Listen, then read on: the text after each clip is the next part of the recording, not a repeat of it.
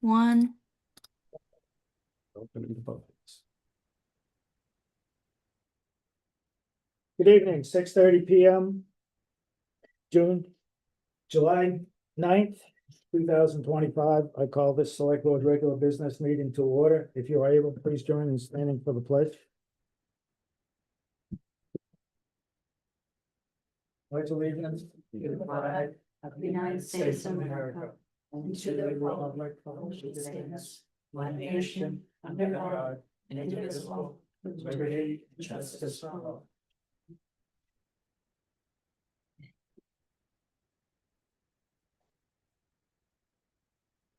Thank you.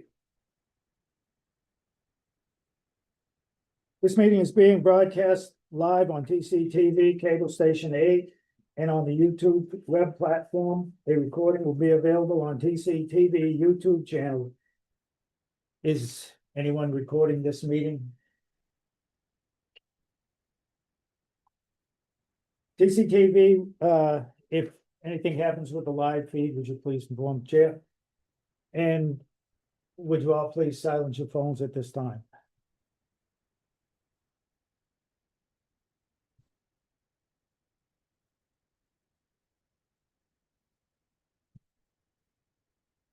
First item on the agenda, the meeting minutes of June 25th, 2025.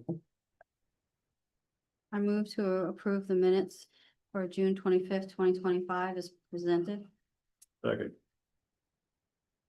Motion made. And second.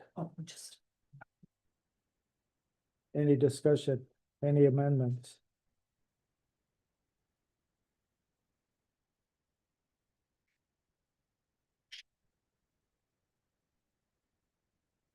Hearing none on the motion, how would you vote, Mr. May?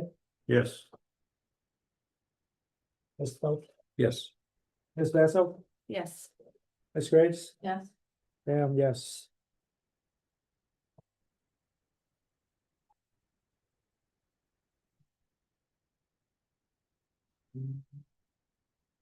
Next item would be executive session minutes of May 28th, 2025, June 11th, 2025, and June 25th, 2025. Chair, if I may. I feel comfortable voting for the May 28th, the June 11th. Because of the way our agenda was stacked on Monday and with open meeting law, I would like to push the 6/25/25 into our next meeting. But I'm comfortable in voting, proceeding with the other two because we're very close to the cutoff of not having minutes, executive session minutes voted on.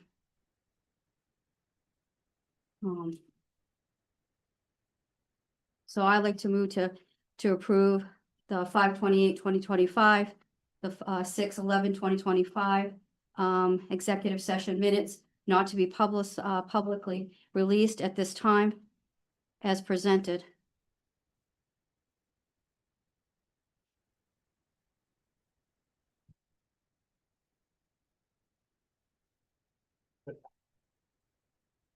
I'll second that motion. Is there any discussion?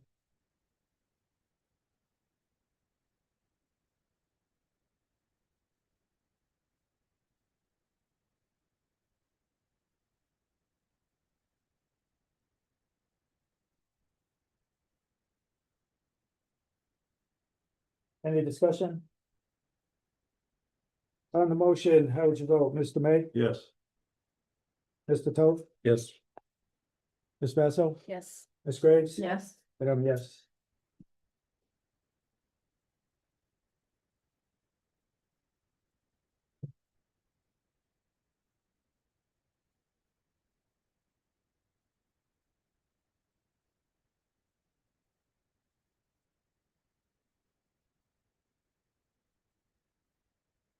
Next item is citizen input. Do we have any for this evening?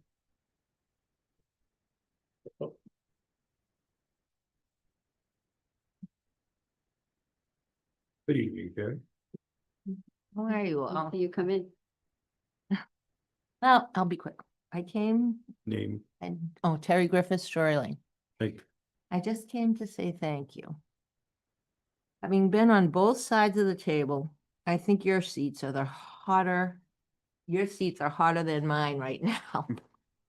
It's you five who risk fines from the Attorney General if laws are not followed in a timely manner. It's you five who get disrespected if something appears wrong. But all know that. Thank you for being in it for the right reasons, to run the town and not to make friends. Candace.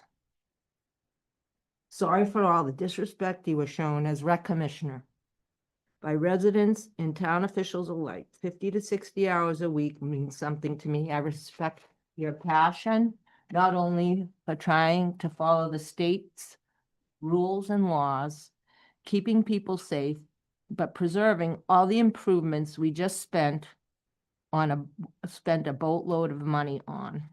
Lastly, thank you for keeping up with 24 Holman Street as much as you can and being aware of all the Gabardizea properties on the books. I wish you all well. I wish you all peace and as much as possible.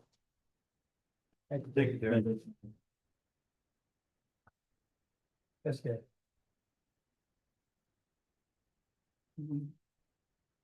Gail Noel, Winchester Street. I would just like to say that it's nice to see all these items for discussion on the agenda, because way too often we have all this low-hanging fruit, but we don't have time to get into deeper subjects and, a way to do things better. So I just want to say that too. Thanks, Sean.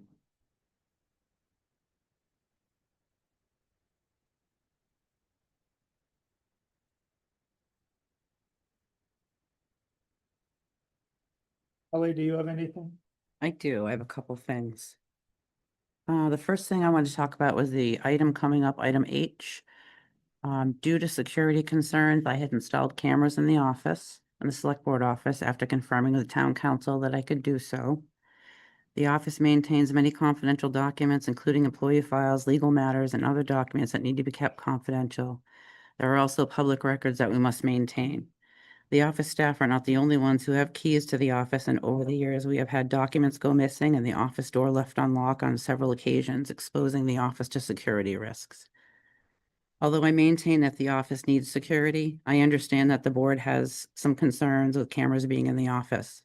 So I have removed those today, and I will maintain via archive the videos that are on there. Just wanted to let the board know that. And the second thing is the request I had put on there.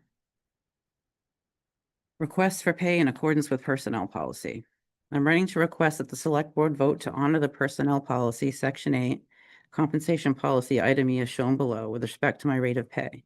Pay for temporary assignments. When an employee is temporarily assigned to a position with a higher rate of pay for 40 hours or more consecutive work hours, the employee will be compensated at the same rate of pay as the current employee holding that position after the first 40 hours and for the remainder of the temporary assignment. This section requires that I be paid at the rate of the outgoing town administrator of $2,146 per week effective March 18th, 2025, despite the lower pay that was voted by the select board.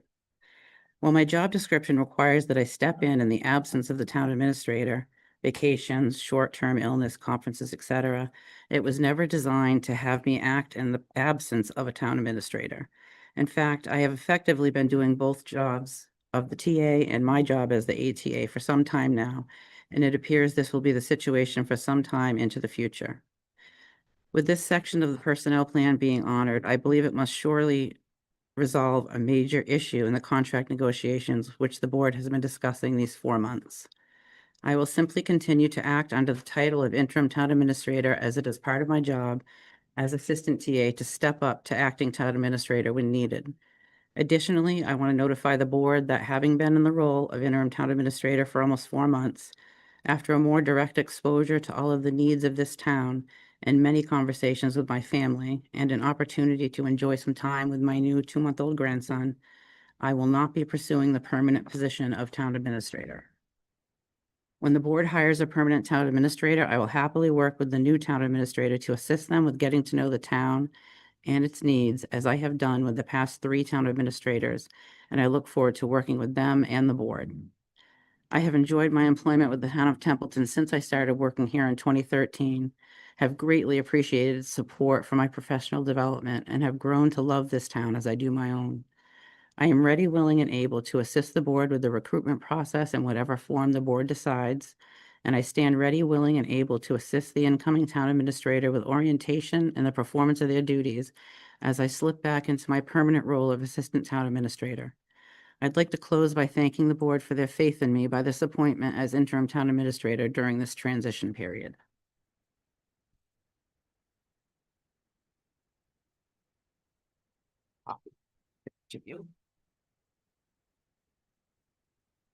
Thank you.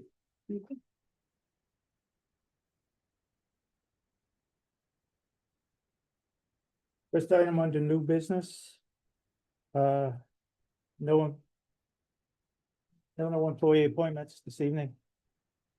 No. Probably the next meeting we will. The second item would be the appointment to the advisory committee of April Cova. Per the bylaw. The town administrator appoints members to the advisory committee.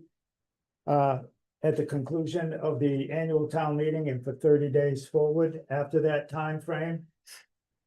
And if anyone resigns from the board, if there are openings for the committee, excuse me, they will be appointed by the select board for a term ending at the next annual town meeting, however long that may be, in this case, about a year.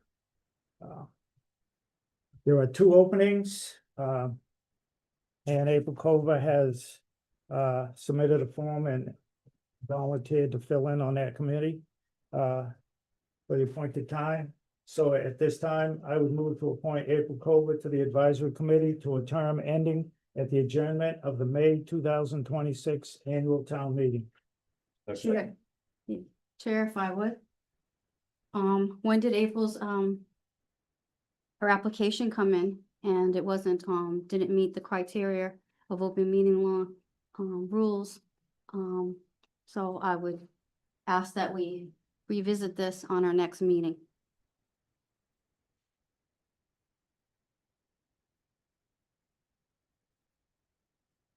Second. One of us. You had multiples.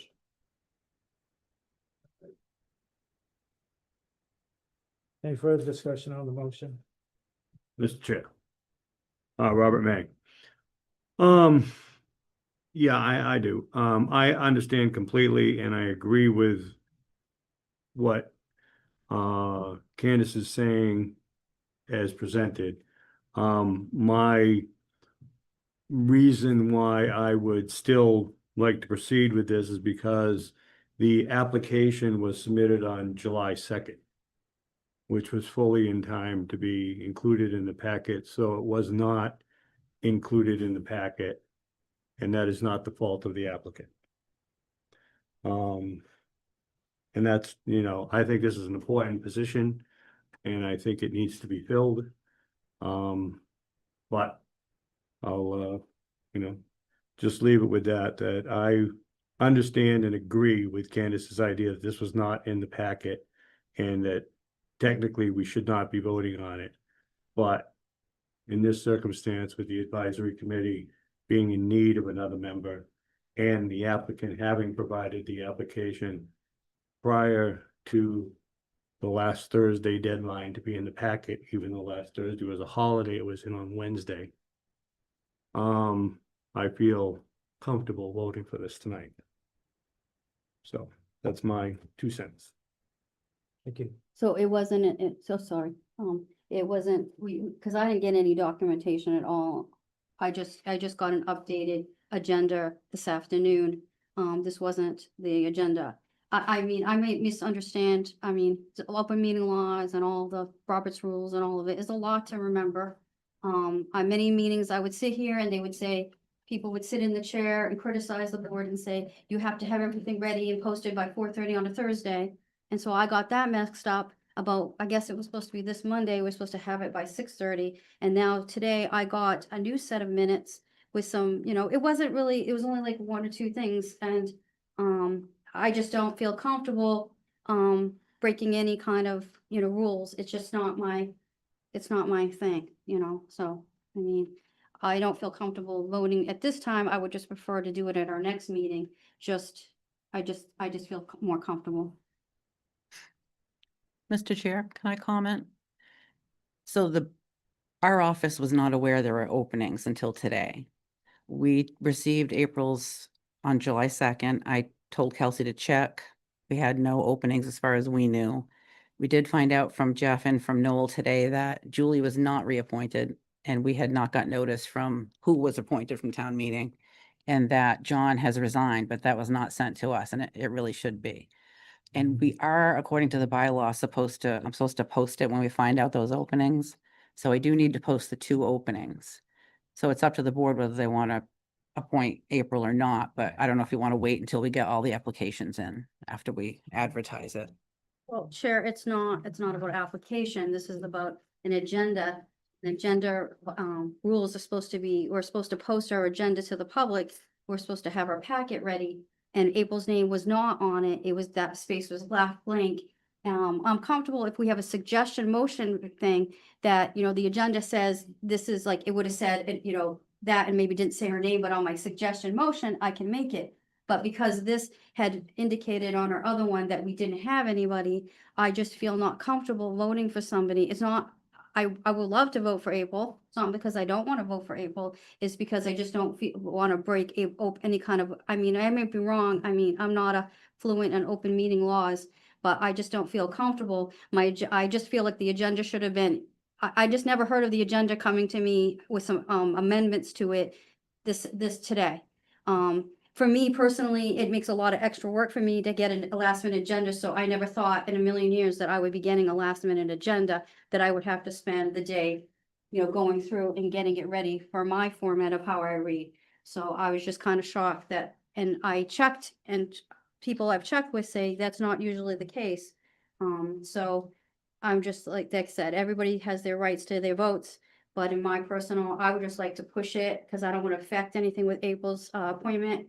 I just would feel more comfortable if we just put it on our next agenda. The open meeting law does allow for adding an item after the 48-hour rule. Mhm.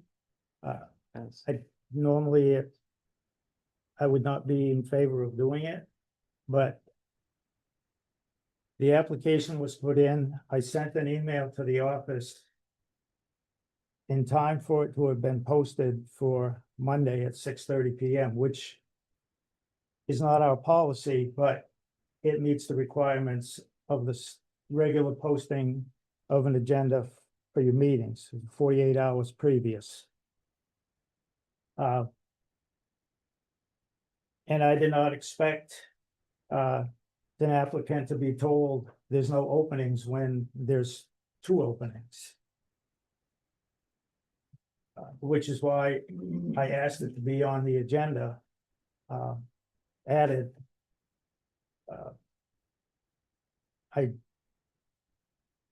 It's an important position, and it's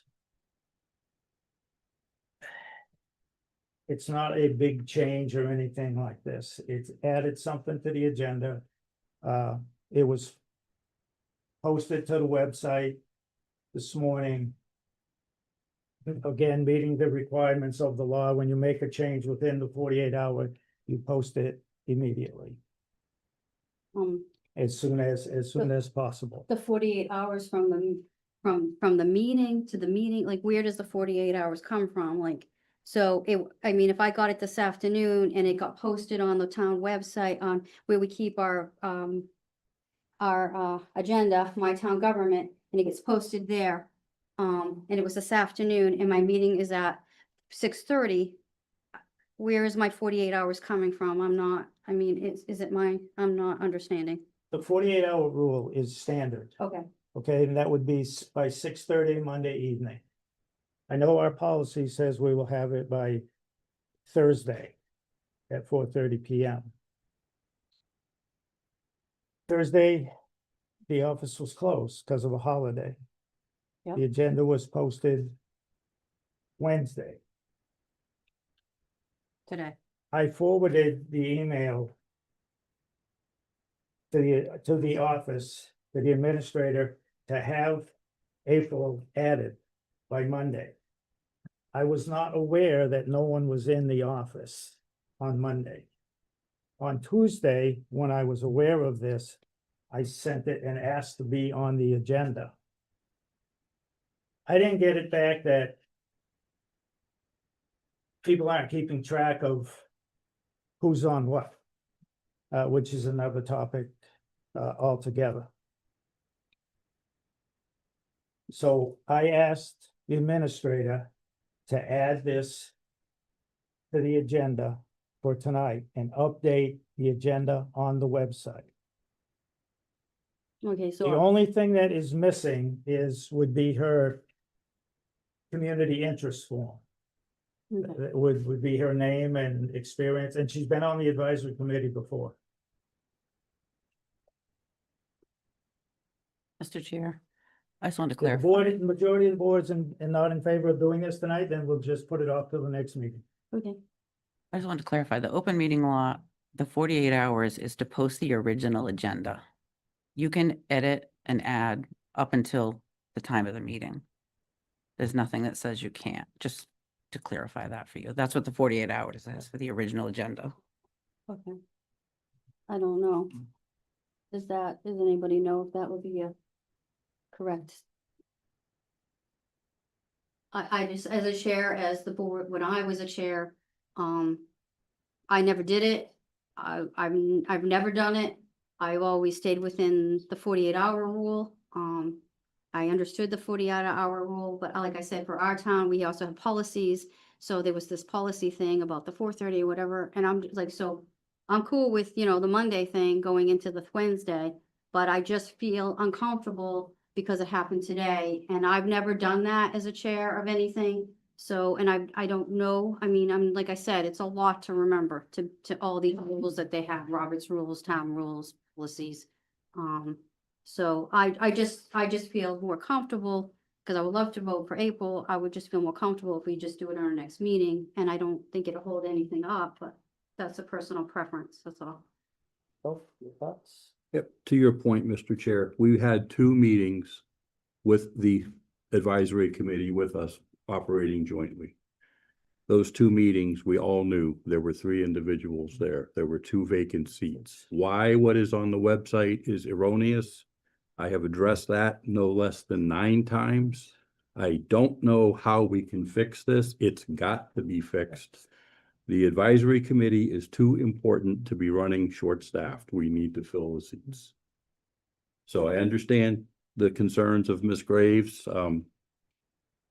I heard what you're saying, but as I'm interpreting it, we are not violating the policy. And if you look at the small print under item 10 on our agenda, it tells you that we can add in items not listed, may be brought up for discussion to the extent.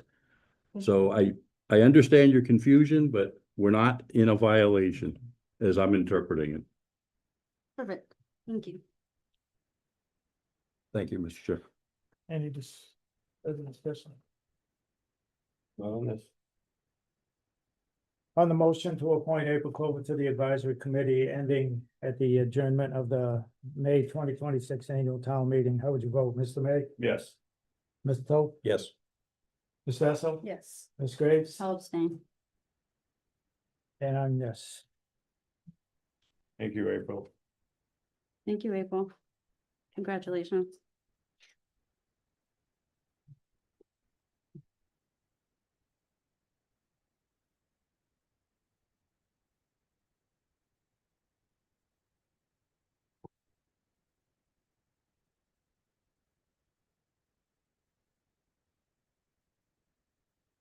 Next item on the agenda is a discussion on department weekly or bi-weekly reports.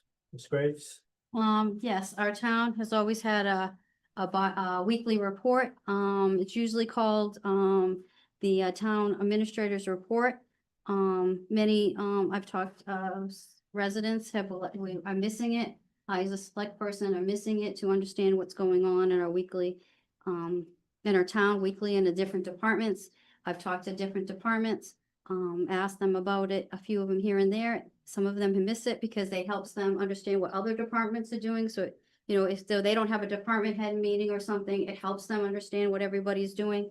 I said bi-weekly only because when I had to do the report, I would have like wished I had an extra time frame. So that's why I had said bi-weekly. We also have the fourth quarter report, thank God, because that will give us an ability coming up soon to understand what has gone on. You know, that we haven't been getting weekly reports, so that hopefully that will catch us up to where we're missing those elements. But I would like to, even if it's not, I understand with the town administrator situation, even if we don't have, we could have it as a call the department weekly report. This could be something that even a member of our board, they could just send it in and we could either have ability to post it in that section on the town website, or we could send it to someone in our office and they could post it for us. If that's, you know, it's a matter of, you know, not having enough time frame in the select board's office to do this. And because, you know, I just feel it's a very important tool that our town is missing, our residents are missing, us as select board members are missing, and our employees are missing in the town. And I feel strongly that I would like to see it come back. I hate to give extra work to our hardworking employees, but our department heads that work very hard, but I think it's a very crucial tool to have in this town. And it is sorely being missed right now, and we're being told by residents and myself. For clarification, because I heard revenue and stuff, you're addressing the weekly town administrator? Oh, did I say, report? did I say revenue? I didn't mean to. I said, weekly report, weekly report. Did I say weekly report? Oh, Town administrator weekly report. yeah, it was Just- called the town administrator weekly report. And I was just saying that if that's something that we don't have a town administrator that can do this for us, or our office can do it, is something that one of us could volunteer to gather it from, like, they could just send, departments heads could send it to us and we could either post it, one of us could post it ourselves, or we could send it to our office and have someone post it on the town website for us. But I feel like this is something that still needs to go on in the town, even if it's called town administrator, weekly town administrator report, or called departments report. You know, it's just, it's a report that's needed and it's missed. And right now, there's many things that are going on in the town. And if I, as a selectman, do detective work, I don't know what's happening. So I'm supposed to sit here, and no offense, to vote on things, but I would like to know some of the things that I might not know. And I know that other department heads would like to know what other departments are doing so that they can help them coordinate. And I know that residents would like to know what's going on. And sometimes in those reports, they put some, you know, some fun stuff like upcoming fairs or, you know, upcoming, you know, sales and things, you know, whatever. They put things in. Any other comment from the rest of the board? Mr. Chair, for me. I agree, weekly report, I believe, is a tool for the taxpayer and for the employees and management, and I think it just needs to be done. I don't think there should be a question, I think it just needs to be done. However it gets done, that's up to the town administrator, the ITA, but I think it needs to be done. And that's all I have to say. Yeah, if I may, for this is gonna go out to every department head, and I'm just gonna spitball here. This is the one time it is acceptable to boast, brag, and upsell what your department is doing. It's called marketing. When the citizens don't know what's going on, that's never a great thing. We're expending public funds. They have a right to know where they're going, what is or is not being done, and why or why not things are being done or not being done. So it's kind of a disservice not to have these reports, in my personal opinion. Thank you. That's all. I agree with that. It's, they've got to get done.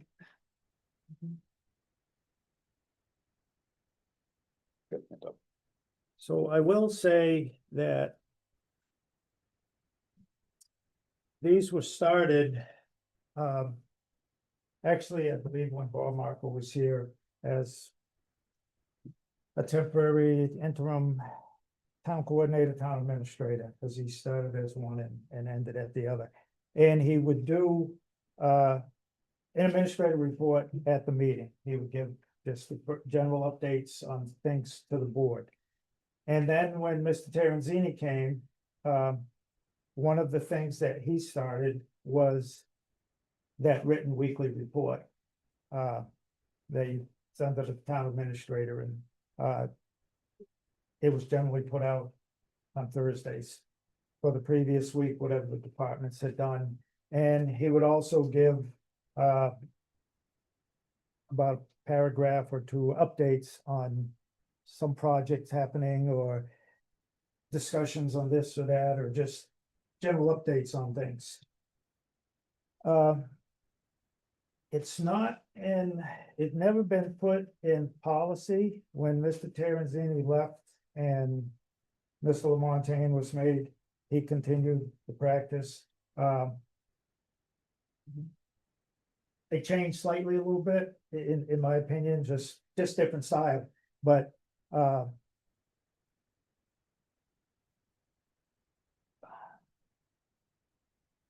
as far as just voting to instruct the TA to pick those up, that's a vote of the board.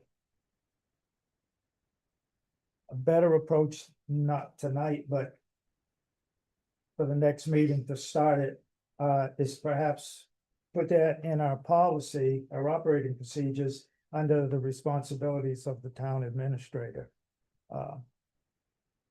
Why that never got put into the operating procedures, I don't know. I think it was just seeing how it was being done.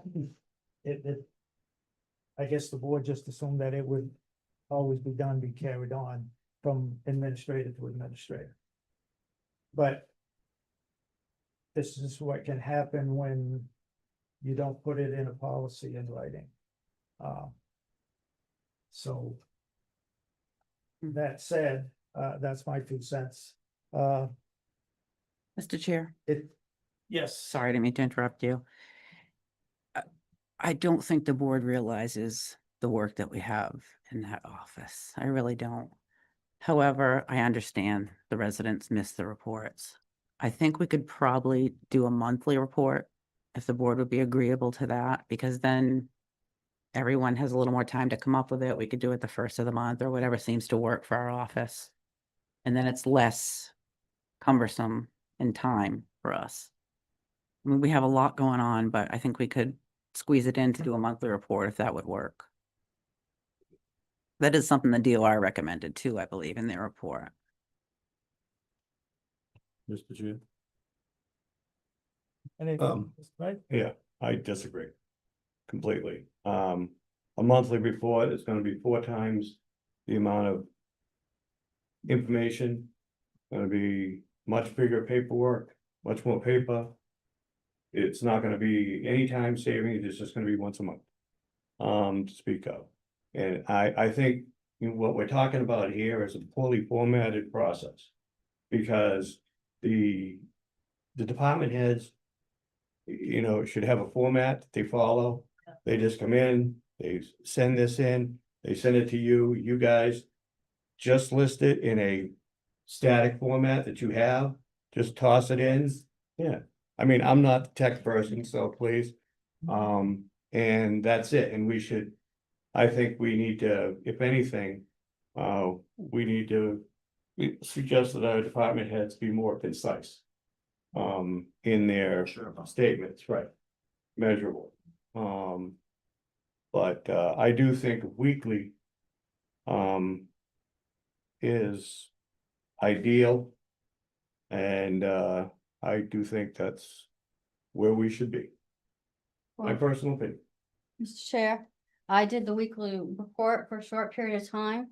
And I would have it pretty much try to get it, like if I had a picture or anything to go with it, I would try to get as close as I can. I tried to do it in the font so that it could just be copied and pasted on one sheet to be put into, the format. I mean, that's what I was asked to do. That's what I did. That's what I noticed that other ones did. I mean, everybody did a little bit different. And then we had a certain time that we had, like, it was like I think it used to be Thursday, but then it got changed until like noon time, just before it stopped. It was noon time on, was it Wednesday? We had to have it in before noon time so that it could be done and be ready by before 4:30 on Thursday, is what the department heads had to do. And then it stopped, is for, then it stopped before the Maytown meeting area. Ms. Noel? The last time this was brought up, it was mentioned that there was an office staffing shortage. And what is being done about that? As far as the staffing shortage, Mhm.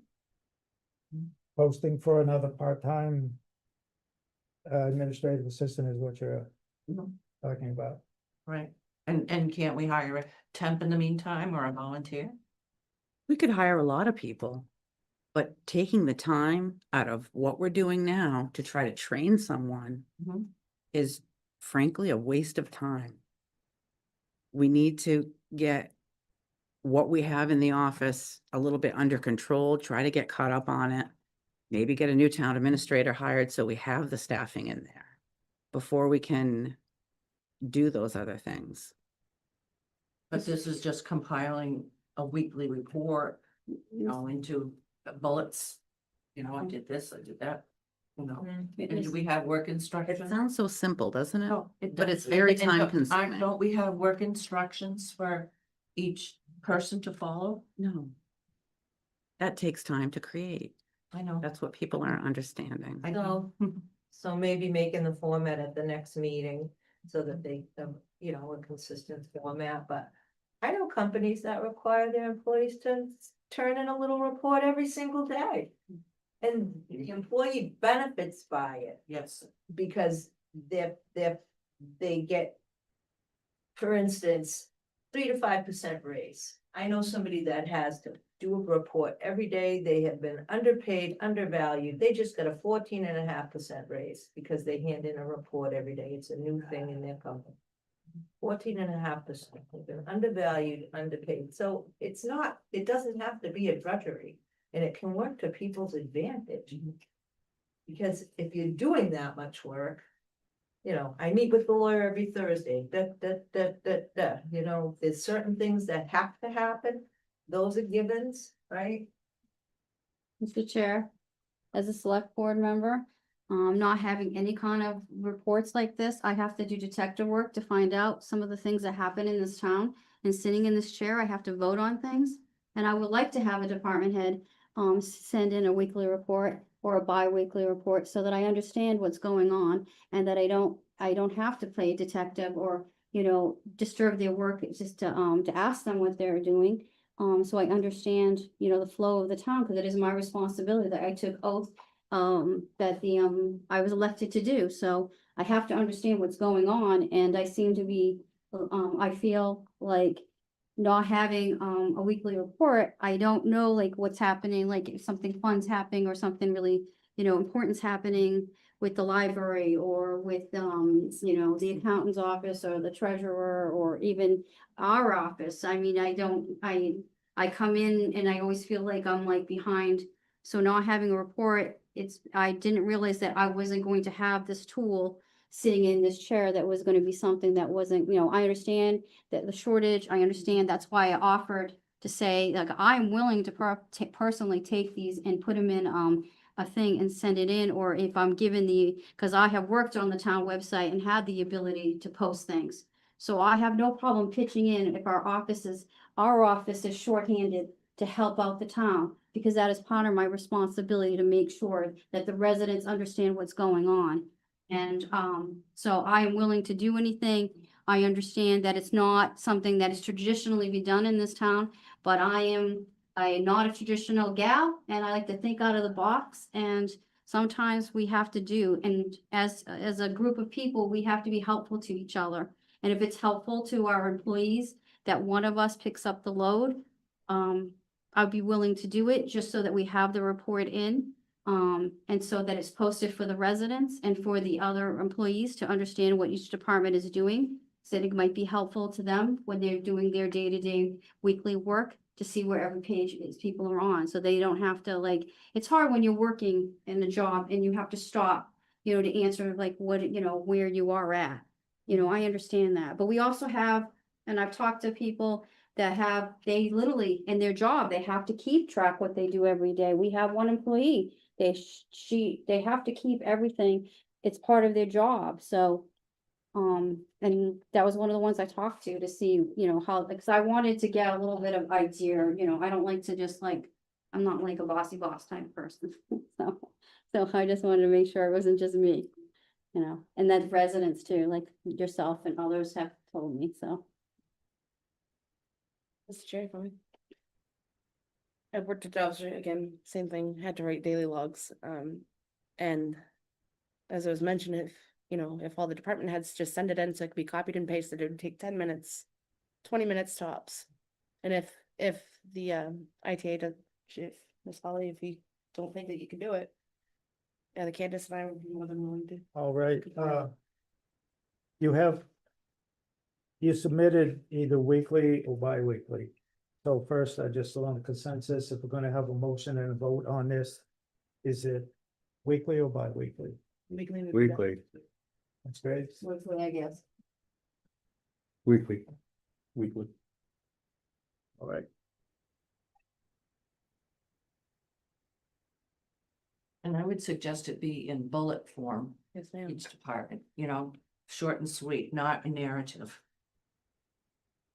That's just my Concise. suggestion.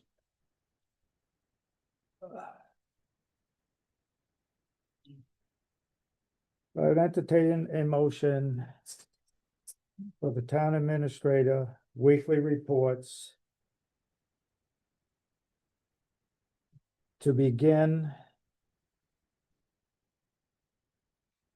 Not wording it right, but.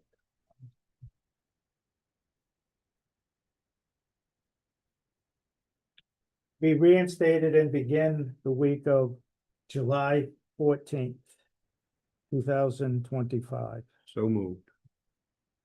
Second.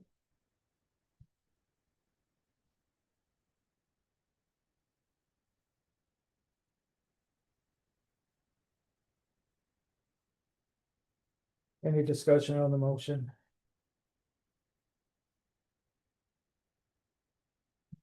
Hearing none, how would you vote, Mr. May, Yes. Mr. Toth, Yes. Ms. Vasso, Yes. Ms. Graves? Yes. And yes.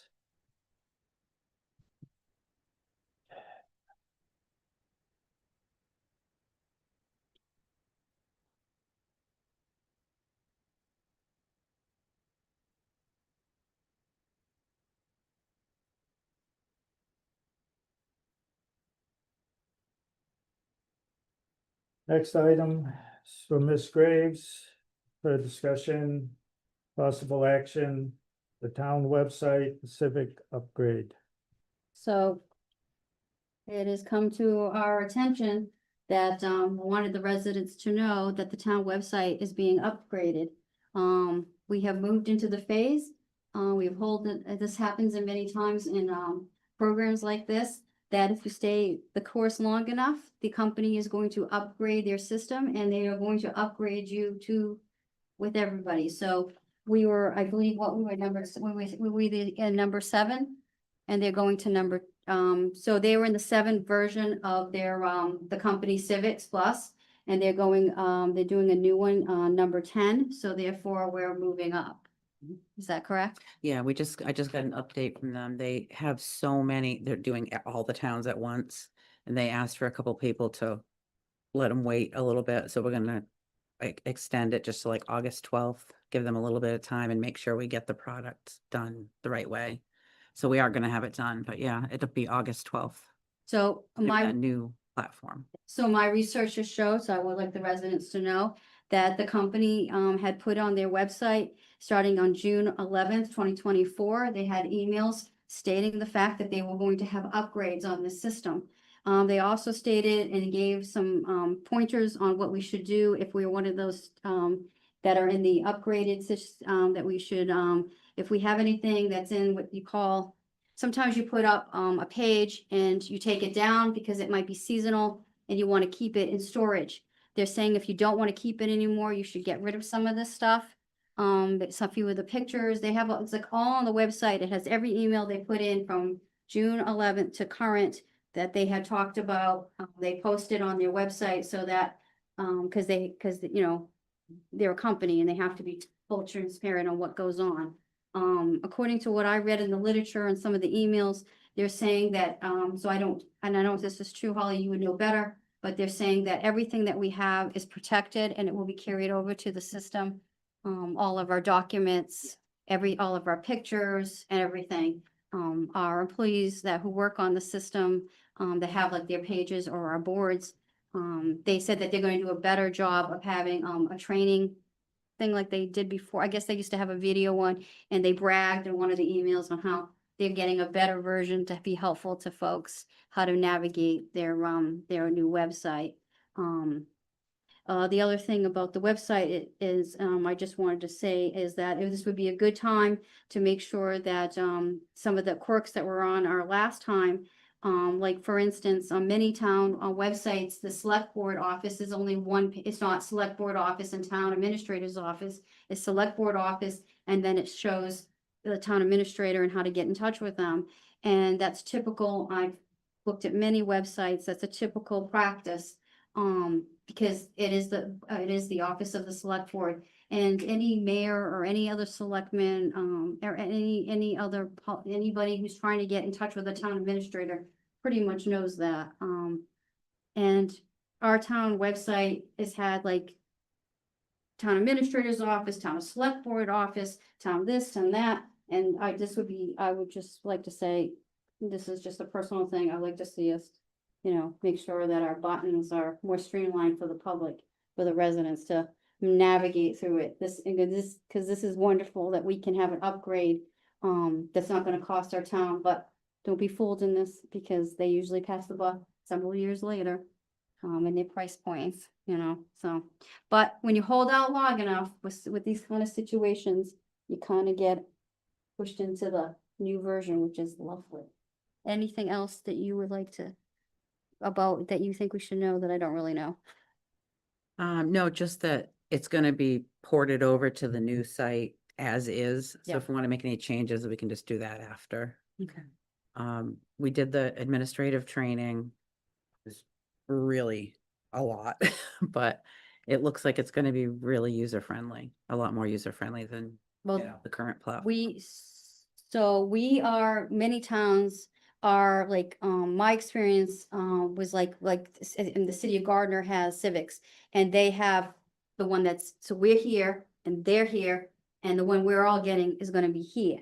So I've used this one, and some other towns have used it, so it is a lot more user-friendly, the way the buttons are. When of course, we upgraded with the, what is it, the stuff that if you're like hearing and stuff. Oh, the ADA compliance. Yeah, the It was compliance. called Audio I believe. There was just one other thing about this subject matter, that came to my attention, and this involves our office. When our office was closed, this is about the website.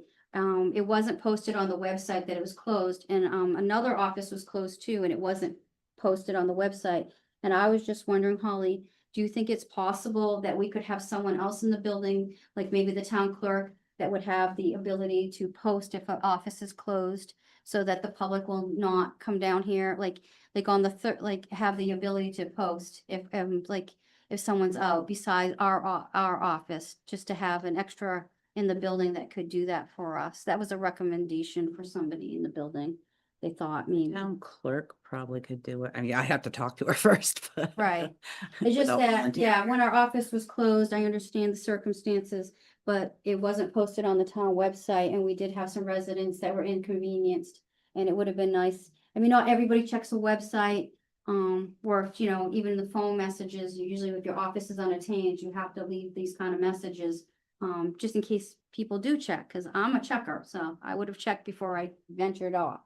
So I just was wondering if it would be possible if we could add not just our office to have like the town clerk or someone who could post an emergency pinch on our website, to say our offices are closed or there was like emergency or something, and I thought it was a recommendation that somebody through to me, and I thought it was cool. It was like, maybe the town clerk could do it, because she does do my town government one. So thought, and I will, Continuity of business. anybody who wants to talk on the subject matter. Mr. Mayor, No, I'm good. I just started out. Mr. Toth, I have fun. Ms. Basil? I will comment as far as content on the website and layout of the current website.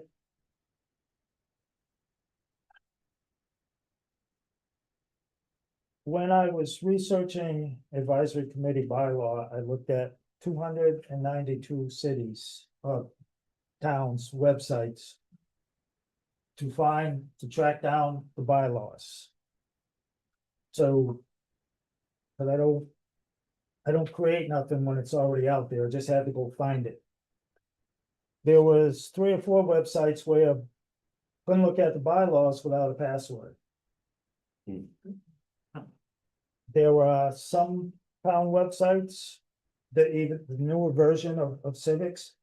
And there's, I see like 3 or 4 different styles. Some of them are laid out really well. Content is easy to find. Others make Templeton look like the organized Cadillac version. Their websites are all over the place as far as content, layout, and ease of finding the stuff. Some towns, your websites, the bylaws, excuse me, they're like right there on the front. Others, I spent 15 minutes just because I'm a persistent nut job hunting down the bylaw. To me, it should be one of the easiest things you should be able to find. You shouldn't have to click 3, 4 times to find the bylaw. You shouldn't have to click 2. It should be right there on the main page. That's of interest to the residents, I feel. So is our website always kept up to date, and is it the best layout? No. And it's the only one that I really care about, but there are towns out there, their websites don't have half the content that ours has and are laid out in a worse fashion. It's just harder to find stuff. So I believe the newer version that the towns we voted on doing this March, April, somewhere around there, is the first step. And the next step will be to organize it and lay it out, and that'll probably be a multi-step process, because in my mind, you transfer all the stuff over there, and then it'll be, everybody can look at it and go, what's better? How can we make this better? Right. And what can we move around? We did it with our website, one more minute and I'm done. We actually did it during, the COVID stuff at a Zoom meeting, where a guy from Civics was there. Then you look at the town website, to the left, there's a blue column, all different categories, in about, I don't know, 90 seconds, didn't take him no time at all. He put, welcome to new residents, link at the top, and put some content in there. I think it's gone now, but when you know what you're doing, it's boom. Right. And I thought that was a good thing, and that's the stuff that should be on the front page of the website, should be easy to find. But again, I don't know how to do that stuff. I have no interest in figuring it out, because I don't have the time. But it is an important thing to do, and the residents are paying for it. So once we get the new website, and then I would tell all of you out there, go looking through it, and if you have suggestions, you have trouble, Yeah. let us know, because it's the only way that is gonna change and get easier, better, content-wise, etc.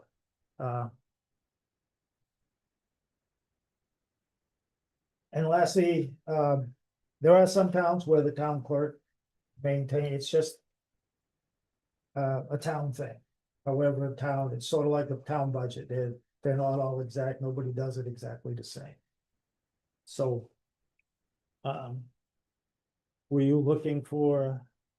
a No, vote, or- well, I just was, like I said, I just wanted to to let the residents know that we phased into a upgraded version. Even though we were spending a couple of $1,000s more to get the AD compliant, and we didn't go for the full boat, we're getting it anyway because the company, our version is going bye-bye, so they're upgrading, so it's nice that we're getting it. And it does have better tools, and those in our departments that, our employees, a lot of them, or even our boards, they go in there and they change their pages and stuff.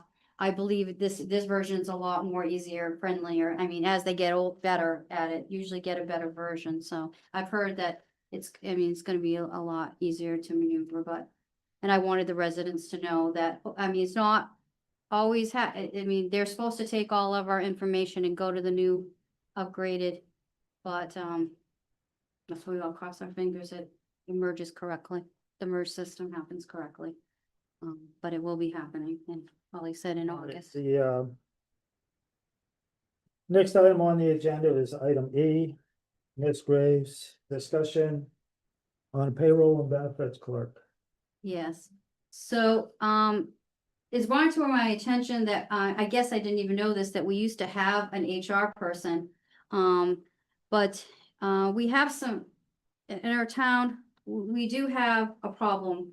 Our employees don't have someone to help them. Well, they do, but the person that's supposed to be helping them is doing a lot of tasks. So it's one of those things in our town that we're known, I guess I learned, that we're known to do, where we give people raises or we just pile on work to them. And this is one of those jobs that should have never happened. Our employees should have a safe place, someplace to go where they talk to somebody, an HR person, especially if it would be about a town administrator or the select board itself or our department head, to have that.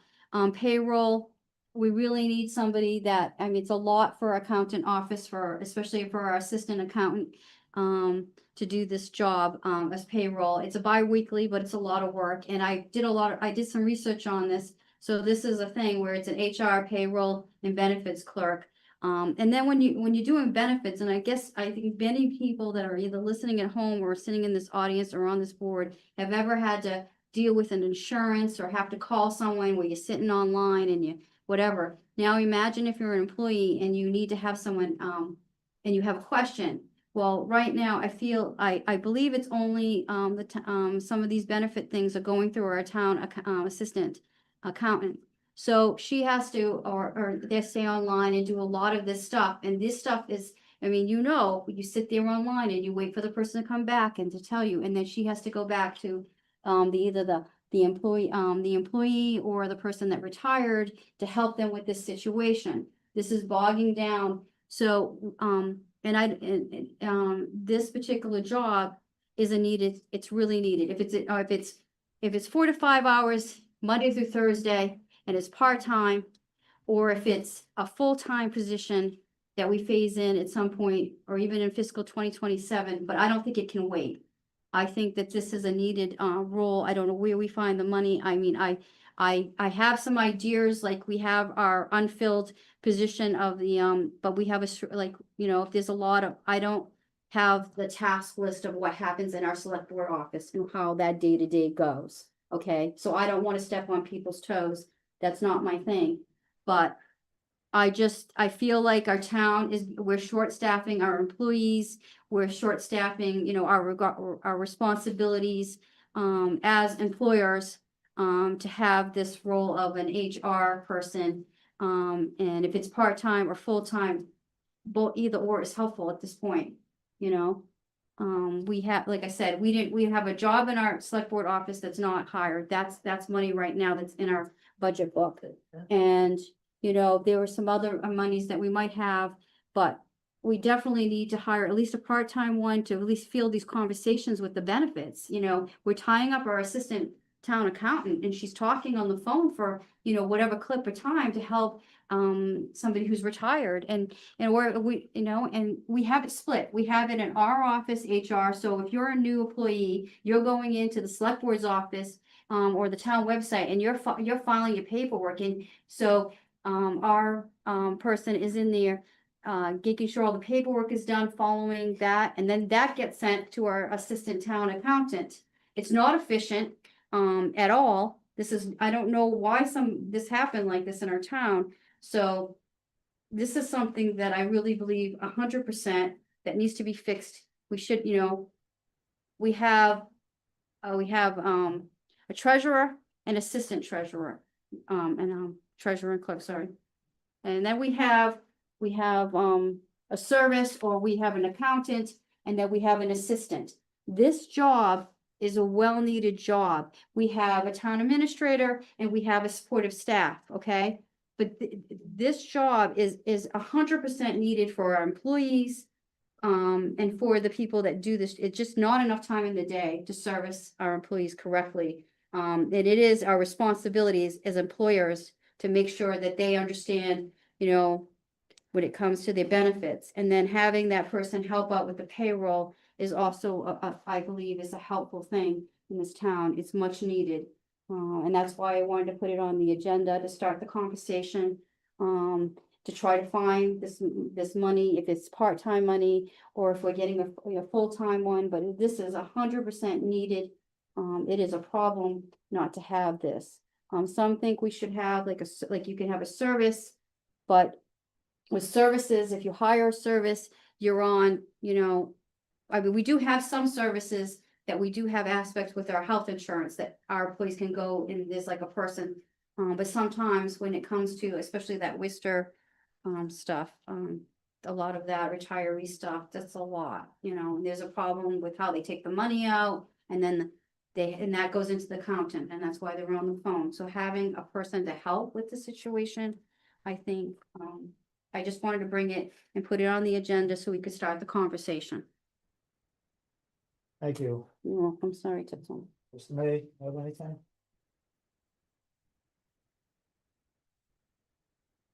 Not at the moment. No? I do.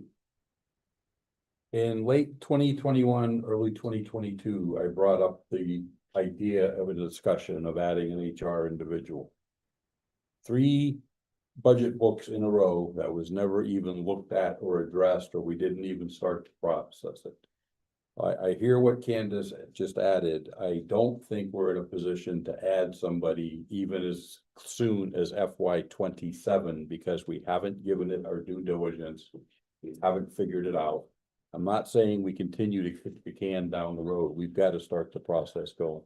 Yes, we did have an HR individual. When I returned in 2015 to work at the fire department, there were actually 2, because they were transitioning one to another. And it was smoother for employees coming on board. I will definitely agree with that. And then for whatever reason, those positions disappeared, never got refunded, but that is truly a disservice to all of our employees.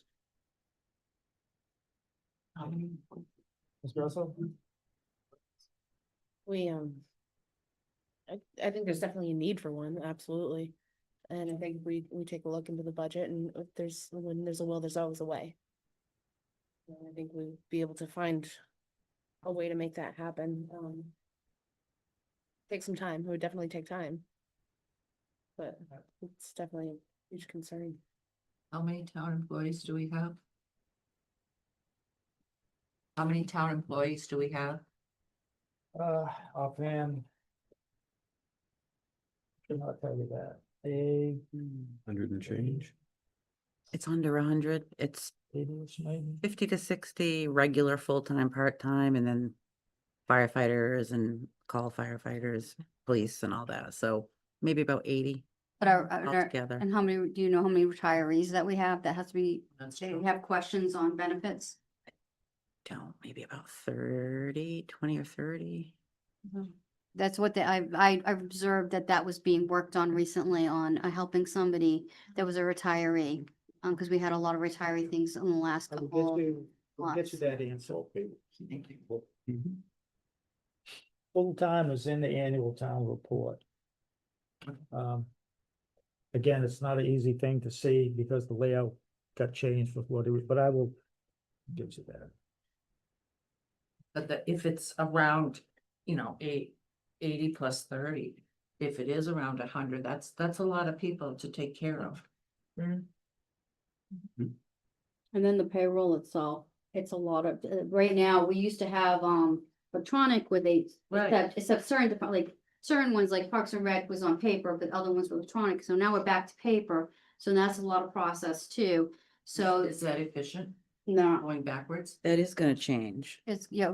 I, okay. I did get the time and attendance module. It was under $1,000, so I managed to pay for that in this fiscal year. And we're gonna be implementing that as soon as everything kind of gets caught up. So, because, you implement something and then it's time to get used to that. So that probably in a couple of months, we'll be implementing that. Well, that'll be better for the, especially the department heads to have that kind of system back, cause, Yeah. But, so when in any payroll situation, when the payroll comes in, the payroll person has to check it to make sure that there's no mistakes too. There can be mathematical mistakes. So that takes time. So that's another time frame. So if you're doing our billing, in that office, if our accountant office is doing part of that payroll, they're doing the billings, all of our billing and all of that and all of our other responsibilities.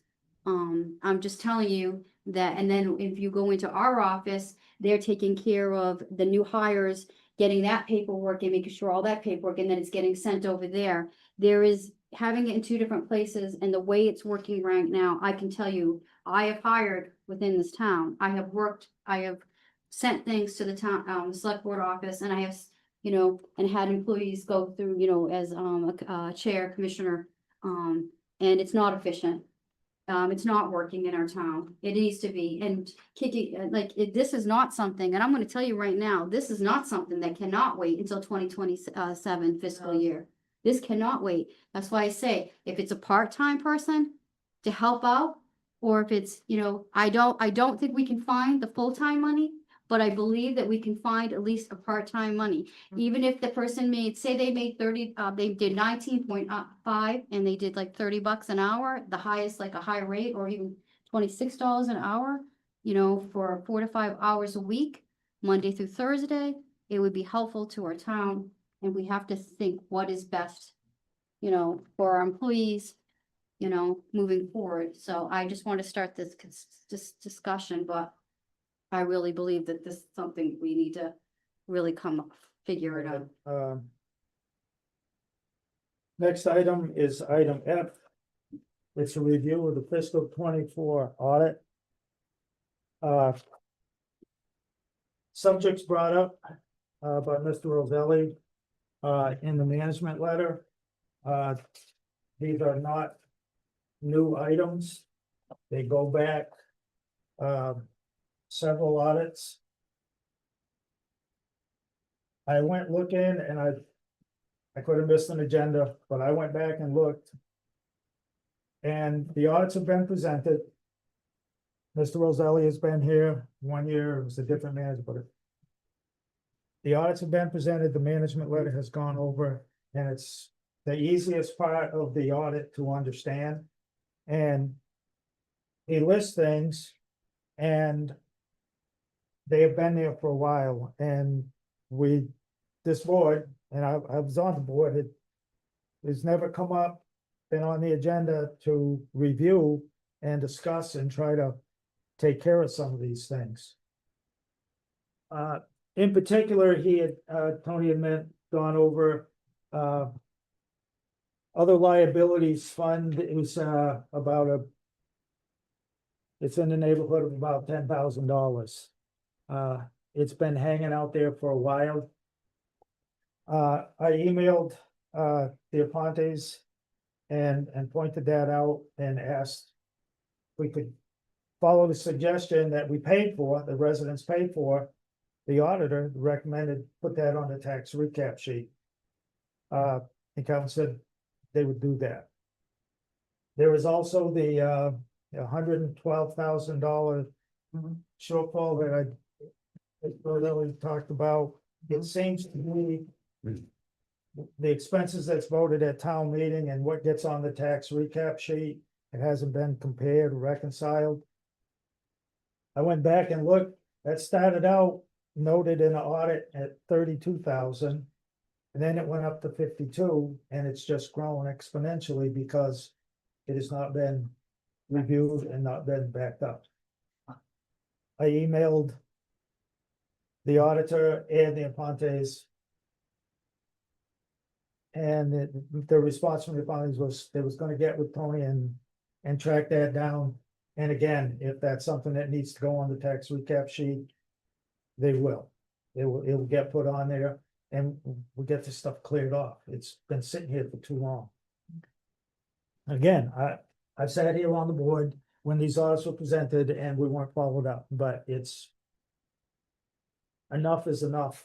Again, we're paying for an audit, we're paying for advice. Time we should follow it. And one of the other things that he talked about is an inventory. And that I have brought this up in the past at selectmen's meetings. Mr. May has brought this up when he was on the advisory committee. He's come to meetings and, inventory of everything. The auditor talks about there's an inventory that the accountant has that's about 15 years old. And he said that it needs to be updated. But it doesn't go into detail of what exactly is on there. And for our capital assets to know if we're paying insurance for stuff, or we're carrying it for, trucks we may not have. I know right now on the town website, there's an auction for a bunch of old stuff.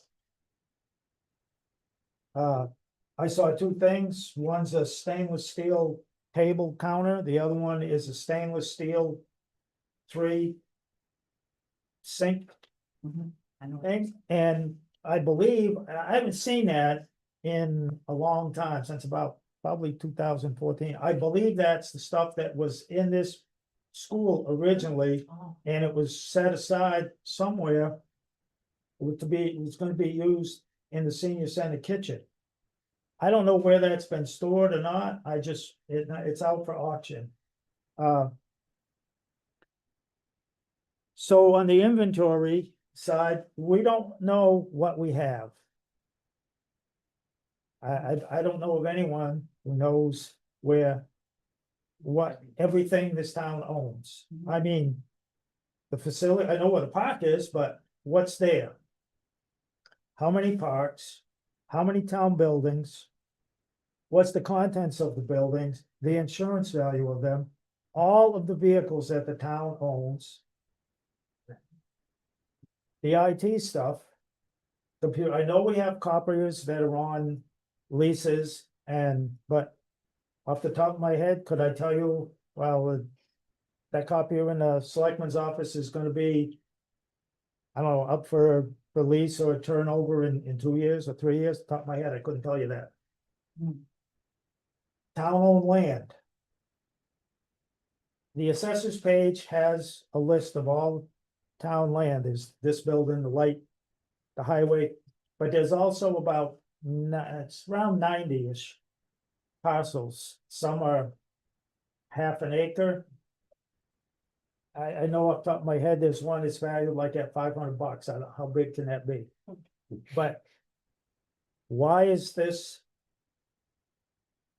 not sorted out in an order? And it either be a spreadsheet, it can be a simple word table for, town buildings and facilities, all town vehicles. So you can look at that, each vehicle, a number, the year, and how much it's valued at. How can we plan if we don't have an inventory, we don't know what we have, how old it is, and when do we plan on replacing it? So how do you put money aside? In my mind, you don't have an inventory, you don't have a plan, you don't need no money to buy anything till you can tell me what you have. And when do you plan on trading stuff in? We did buy a software program for the highway department. And I emailed Mr. Sozik and I'm down a secretary, I'm down a foreman. The rest of the guys are getting trained on it for maintenance and stuff like that. He has an inventory of the vehicles that the highway, the COA, the police, but he doesn't have the fire. Well, that's not a complete inventory to me. No. Again, this software program that the taxpayers paid for, that they went to town meeting, it's gonna do all of this stuff. Mhm. A Couple years back, I believe, Oh, yeah. Two or that three. could have been last year, it doesn't matter. It's kind of useless as far as there's no inventory. Mr. Chair, And we have, again, I have brought this to the board multiple times. Mr. May has done this when he was on the advisory committee. It's been discussed again. It's got to be done. So we know what we have. Are we paying for insurance on stuff that we don't have? Mr. Chair, And we have paid insurance on an employee that no longer worked for the town. That has been found. That's fact. I know that for sure. It just never got taken off the books for whatever reason. So, again, we pay 25, 30,000 for an audit, and we get advice. We get told these things, and we never take action. And I think it's high time that we take action. Mr. Chair, I would recommend that we put on our next agenda to vote on something on to have our town do wide inventory. And take care of some of these businesses on our next agenda. The next couple of things has to do with the treasurer's office. Again, these are things that have been pointed out over several years. It's the number of bank accounts, a cash forecast,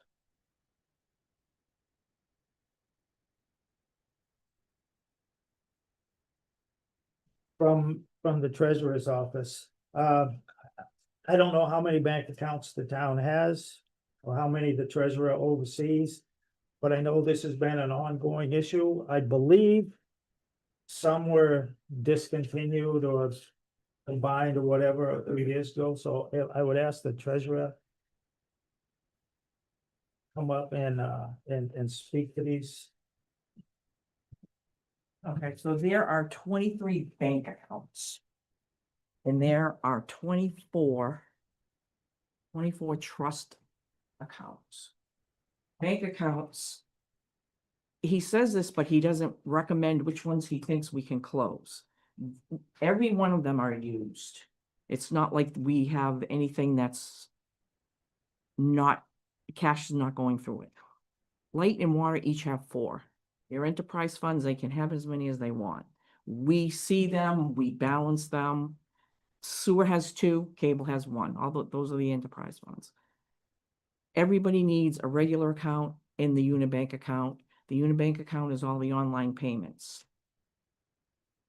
I know if we used the bank account for the online payments, we're gonna have to eat the fees. The town will. We use Unibank because we do enough business with them that they don't charge us anything for these. So it's better to use Unibank than combine it with our regular bank account. Plus we keep online payments separate. So it's not combining with daily stuff. When I need that money, I just transfer it over into the general fund. So I don't know what accounts he thinks we can close. Trust funds I can't do anything with. So there's probably 6 or 8 actual trust funds, and then we have the OPEX and the CapEx, the infrastructure, the opioid. So those are, those have been set up, those are gonna stay there. I'm not sure which ones he thinks we can close. I don't know if you have a suggestion, if you think Like I said, I'm just. Yeah. He keeps suggesting we can. and I don't know why. He's never suggested this one is not needed or can be combined. I mean, sewers payments go into Unibank, the online, and when they need funds, I just transfer it out.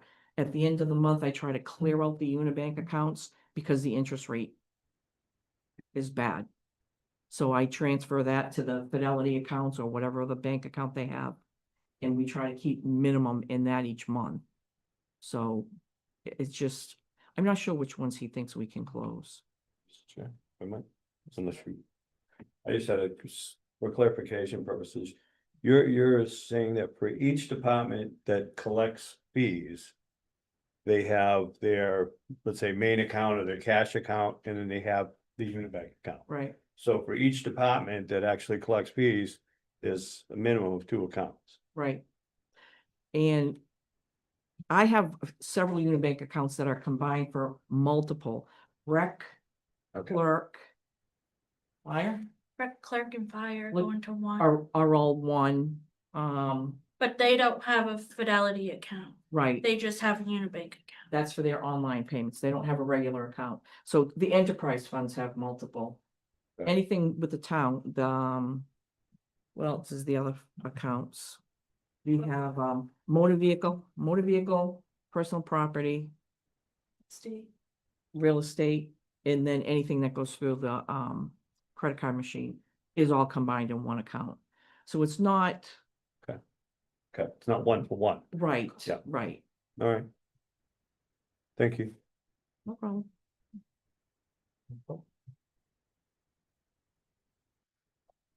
Like I said, I asked you to come here to this because he's, No, I don't Bennett. mind answering. Mm. I just don't, if he had a suggestion, I could at least find out why he thought we could close something. What the reasoning was behind it.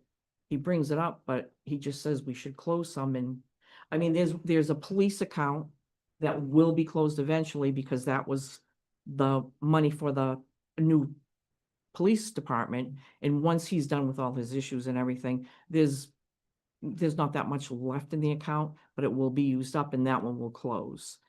Light and Water should be closing 2 of their accounts because they did an online with Fidelity, so the Unibank ones will go away. So it's not, the ones that are there are being used. If we don't need them, I have closed accounts. okay, like I said, Yeah. I've looked back, No, it's not a like problem. I 5 don't mind years, answering. and it's like, he keeps telling us this, so I just wanna know. Right, I know, I Is there totally something there? understand, yeah, Maybe we need to ask Can you ask them which ones. yeah. specifically which ones you'd recommend closing. I made a Because- note, I'm gonna email Tony. Never good. Nice. The other issue is, it's a recommendation for. And I know this is in they talked about this in the treasurer's meeting. And it's a big thing about. Generating a cash forecast, his point was, so.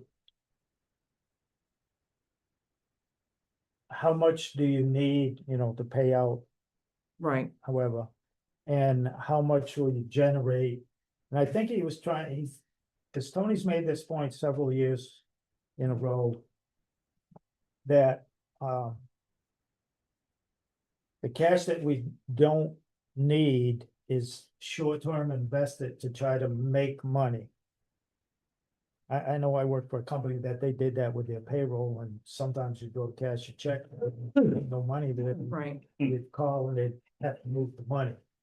But again, this has been in several audits, and I wanted you here to ask you about it. Because again, the public hears this stuff and it seems like, well, Oh, yeah. they said that last year. Well, why don't we, so if we at least discuss it? So Kelly was doing them at one time and presenting those. And then I talked to Melanie when she had come in about the cash forecasting, and she said it's her job. She had already started setting up an Excel spreadsheet. Yeah. I don't have all the information that I would need to complete a cash forecasting. So I can't finish a cash force. I have very limited information what I have. The most of it is from the accounting department. And I would just be constantly asking them to pull their stuff up because I don't have access to it. So it's kind of it's just the separation of jobs. It's just a checks and balances thing. I don't see a lot of general ledger entries that are being done for this department's using these funds at this time. I don't see that stuff. So it's not something we could finish, even compile a report. And Melanie was getting it set up before she left, and then that ended. But she said she had started a spreadsheet. She was working on it. I've called Vadar several times, trying to see if maybe something that we have, because we do use it, we're putting the information in. Is there a report that it will spit out? And they don't have anything like that. I tried a few years ago, and I called a few weeks ago to see, and he said, this is all on the accounting side. You're not gonna have the information, but there isn't a cash forecasting app through Vadar. So it is just pulling information probably from the budget book, probably from what they're entering on their side. Yeah, I agree we should do it. I totally agree we should do it. I just don't have access to all the information. I'm just, maybe it's to send another question for the auditor, because again, this is something it keeps getting pushed out to us that the the treasurer's office should be doing cash forecasting. No, it's like. I'm assuming because you maintain all of the cash Right. of the town and cover all the bills, so. Yeah, but I don't see when the bills are coming in or when they're going out. That's all on the accounting side. I mean, we just cut the check. We have nothing to do with what gets approved, who's using what money. So that's all, when they do the warrant, that's all entered on the accounting side. I don't have the access to see that. Terry? We just want Cheryl to do it because she's a rock star. She does everything great, but to my recollection, Mr. Roselli's sitting under him for the 6 years. Every time he did an audit, yes, it did come up and it was for the accountant.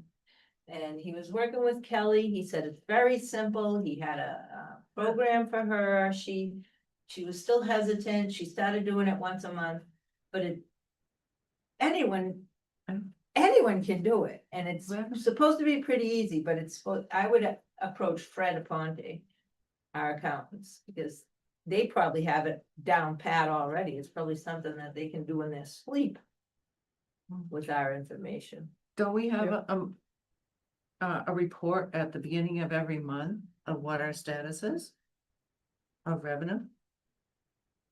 A record of it, but I believe Tony is talking about forecasting how much you're going to need to Yeah. pay your regular recurring expenses. Right, but I mean, that's the first step is, getting your revenue. And then, the next step is tracking your expenses, but wouldn't that be on a month-end report? Because to me, it sounds almost like looking at your checkbook, like. Yes, wouldn't it be on a month-end report? And I guess, the treasurer writes the check, so. I'm assuming that's why he keeps mentioning the treasurer's office. True, but, it sounds like, she's concerned with daily business, writing checks and everything, but what's the month-end result? Yeah, where do we have leftover? There's also leftover money in some. But again, accounts, too. and you look in the treasurer's manual and cash forecasting is listed as. Treasurer. Because why Yes. did he say Kelly then? What that sounds. Um, And that's what Vadar said as well, that I wouldn't have access to what was needed to fill out a cash forecasting report, that it was all on the accounting side, and I don't have access to that. I know, I see what's coming in and that's it. I don't see what's going out. So we need to know when it's going out, what months it's going out. So you can say, May and June, we don't have a lot of expenses. So we got this extra funds over Right. here. Let's throw it in a 30-day account or a 90-day account. And I had tried prior and I got, don't do that. We got this expense coming up. Don't move money, leave it there. When I had ARPA funds sitting there, I wanted to try to invest those and was constantly told that, nope, a bill's coming up. Don't tuck that money away. Don't put it anywhere. We need to get to it. So it kind of was a fighting battle. So it's just, if there's something comes from the accountant that I can see, okay, this month's gonna be a light expenses going out, then I can probably move a little money, do a short-term note. There is a, and I brought this to the prior attention of town administrator, the trust funds themselves, there's a new legislation or something passed, a prudent investor that would give our investment company a little more leeway with what they can do, and we might be able to take some of the trust fund money and invest it differently, but it has to go to a town vote. And again, I got shot down for submitting that on a town meeting. So, in our trust fund company will come out and talk to you guys and let you know how it works and what would happen with it. And I know we have a lot of trust funds that have small amount of money in them. And some of them, they've just. I know Nobody knows how to use them. We consolidated some of them, and some of them, the uses, like, I think we had a trust fund of Wayward Girls or something. Yeah, I remember that. From like, it's just been sitting there because I don't know, was it too hard to figure out what to do with them? or I think group most them? of those were closed. Yeah. So Carter had closed roughly 12. Yes, we took that to town meeting. and So we got the consolidated. heating trust now, and we have an arts and culture or something fund. So he had gotten rid of quite a few. So the ones that we have are like perpetual care funds, which again, the cemeteries could probably be using this money if somebody can figure out the documents that came with it. How, I mean, we've sent it over to the Historical Society to have them try to read what's on. Some of this stuff is 1700s Yeah, written in. documents, right, Amendment. Old English or whatever you want to call it. And Historical Society handed it right back to us and said, no way. So I don't know, I know Carter had taken, and a lot of the ones we closed were like that. So we had taken them to Tom, I think, and he had gone through to decide whether we could actually close them, and that's how we turned the others in. So maybe some of these others, we can do the same thing, some of the perpetual care, but there's a cemetery, there's one for Pine Grove and one for Green Lawn that Bob uses. But there are, I think, 4 perpetual care accounts that are under someone's name that the families put. And so if we could see how we can use those, either that or combine them and split them amongst the 2 cemeteries, I don't know. But there are, yeah, there's maybe 4 or 5 now that could possibly go away. Okay.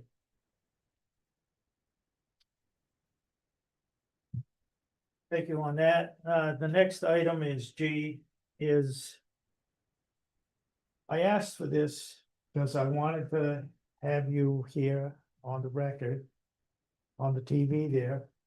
Thank you. PCTV, record you. The status of, that's right, of 24 Holman Street, the old Temple Stewart site. Is land court waiting on the town of Templeton, or is town waiting on land court, or is we in between somewhere? We are waiting on land court. It's there, it's on their side of the fence right now. We've put in the paperwork in 22 to move foreclosure forward and let's get this done with. And they're doing their due diligence. They mail out a form, I'm sure they have to give them so many days. They're looking for people, it's on them. And I can't push land court to move any faster, unfortunately. So I called land court on Monday and I asked, but I asked in a general sense, and they said that it's up to the town to set the date. Land court gives it to the defendant, and if the defendant agrees, then we move forward. Or they send back it's agreeing on a date, but it's up to the town to tell the attorney a date. Up to the select board to give Cheryl a date and see if that works for the defendant. That's what I was told. Once it's to its final point, So it has to get, they have to find every, similar to a house, they have to find every air. So here, they have to find every, this was a business, so it's a lot harder than just a residence. They have to find it, plus it's the company was defunct, so they're digging into records that who knows what they're finding. But once it gets to us, the land court will send us a final notice saying they now have 60 days to respond. If they don't pay, now you can move forward and we will be turning it over to you. But they have to get all the documents and find all the background people and make sure all the legalese stuff is done before it gets to that point. I have a couple now that we can make decisions on, but American Tissue isn't one of them, and it's not close. I don't even think it's close to being where we'll be able to make a decision. But when it does get here, we need to do it quick. You need to decide whether you're gonna keep it or sell it within a short period of time. And that's gonna be a board decision because of the new legislation. Yeah, All right. but I don't think we're anywhere close to getting this property yet. I really don't. Terry? So I have a couple questions.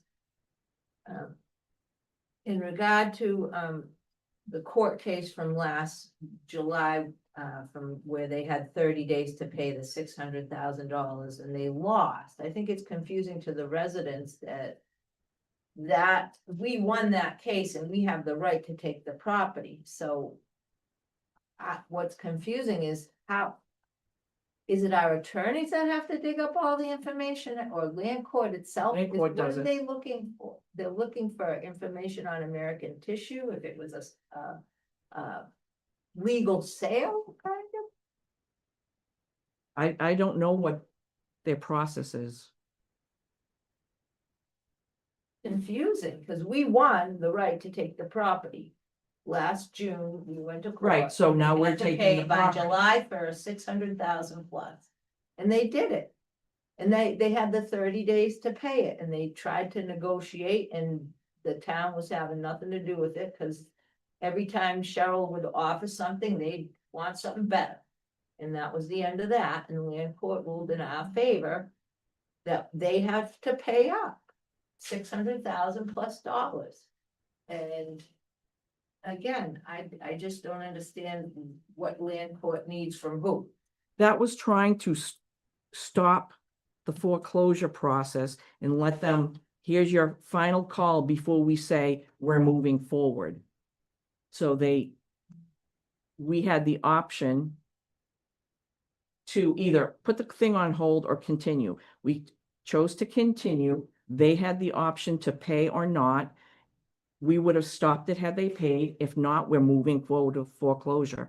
So now land court has to again start the process of looking through the documents. That kind of held it up because they had the choice. Now you pay or we move forward.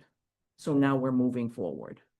So it's still, they still have to go through the process to find all the proper people and whatever. We need to make sure it's legal. We don't want this thing. And then hand over money to McValley's if we want to keep it. And then find out we shouldn't have got it in the long run, and then it's going to come back to bite us. We need to let land court do their thing.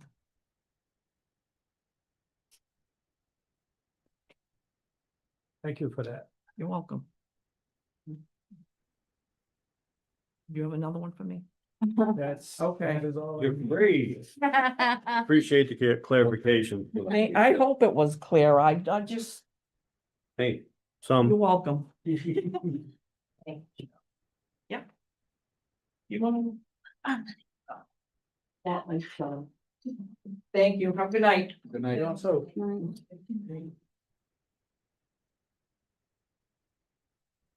next item is item H. Is discussion and possible action on the cameras that are in the select board office. I put this on the agenda because one, I have concerns with the cameras in the office that as a selectman, as all members of the select board, there's nothing in that office that we can't see, that we're not allowed to see. I have never had seen cameras in the select board office. Security cameras went to town meeting. Excuse me. For this building, the intent was they were gonna be outside. For security of the building. One is outside and one is in the hallway. So I contacted Bob Sozik Building and Grounds and asked them, you know, where those cameras feed to. He said, I think they record into a computer in the building. I contacted the police chief to ask if they go there. He said no. So we have one camera in the hallway. Where that records to, I don't know. Again, but the cameras that are in the office. And I know there's an email in response to a request of a record for the cameras, and it was stated that those cameras only come on after hours. Again, there's only certain people who have keys to the select board office. There's nothing in that office that selectmen are not entitled to see. Nothing. The state statutes that selectmen can go in any office, look at computers, see all there is to see. I'm not gonna speak for the rest of the board, but I'm not in favor of those cameras being in there. I don't think I need to be spied on when I go into the select board office that I was elected and it's part of my responsibility to go in there. Only go in there for certain things, mainly to pick up my packet. And do my duties, signing warrants and other paperwork. It's a requirement of being elected. It's the privilege that you get once you're elected. And it's similar to keys to that office. I've been a selectman for a while, different times. Never seen cameras in the office, never had an issue getting keys to the office or the building, even when I was chairman of different committees. So I don't know where the cameras came from. I don't know what budget they came out of. I don't know when they're on recording, where the record goes. If there is a record, is it voice, just video? Is it both? I have an issue with it, and in my mind, they need to go. There's no reason for them to be in there. There's a camera right on the other side of that wall pointing down the hallway. There's one outside of the building. Again, when it went to town meeting, it was presented there were going to be outside security cameras for this building. That's my take on those cameras. Any members of the board, Mr. May? All right, I appreciate the fact that Holly said she took them down earlier. I want to state that. But I do want to state that I find it to be a gross invasion of privacy and a violation of the law. Because the other day I went into the office and as the state stated right on the list that there's a requirement for notification and there's also a requirement when it's video and audio for consent. I walked into the office, I put up my hand and I said, I do not consent. The camera kept recording. That violated my rights. Did you see the notice on the door that said if you enter, you're agreeing to the consent? That's my office. I have to go in there to work. Right, but there was a notice on the door. I have no means of shutting off the camera. I can't have to go in the office to do my work. Right, I understand that. They're So- gone now. You know, it's just not right. And I'm glad they're gone and they need to stay gone. And that's pretty much where I'll leave it. Mr. Stuff? Following up on Mr. May's comments. Massachusetts has a very strict wiretap and recording law. Chapter 272, Section 99 of the Mass General Laws. Two-party consent. It's not just a notice on the door when you walk in, hi, I'm here. It is both individuals verbally, I consent, I consent. You don't consent, it shuts down. Here's where it gets very dicey. Under federal law, 18 USC, section 2511, there were some violations. Using a hidden camera to record a conversation in a private setting or as identified such as a home or an office. Furthermore, recording a political officer's actions without the consent, even if you are partial of the conversation, that's actually a felony. That can be grounds for immediate dismissal. If I were vindictive, according to the Massachusetts State Police, somebody would be leaving the room. I did not want to push that far. I was prepared to, and I backed it down. The reason I'm bringing this up, I was subject to one of the events that went on in the office with another member of the board. That night, the window was not secured. I closed it and locked it. Funny thing is, within 72 hours, other people in this building, it was fed back to me. The entire conversation was shared in the building. That is a problem. That can never happen again. I'm sorry, there's no other way to say it. I'm done. Ms. Russell? I'm glad they're removed, but I agree they shouldn't have been there in the first place. Ms. Graves? Maybe this situation was very uncomfortable. Mhm. And I just want to say, it's not just cameras, even though it says cameras on this. Since I've been elected, I feel like I'm a trespasser. When we come into what would be considered my office with my fellow, select board members. And, I was just shocked. I've never, and I know exactly what Tim is talking about, it's just, it's been very difficult.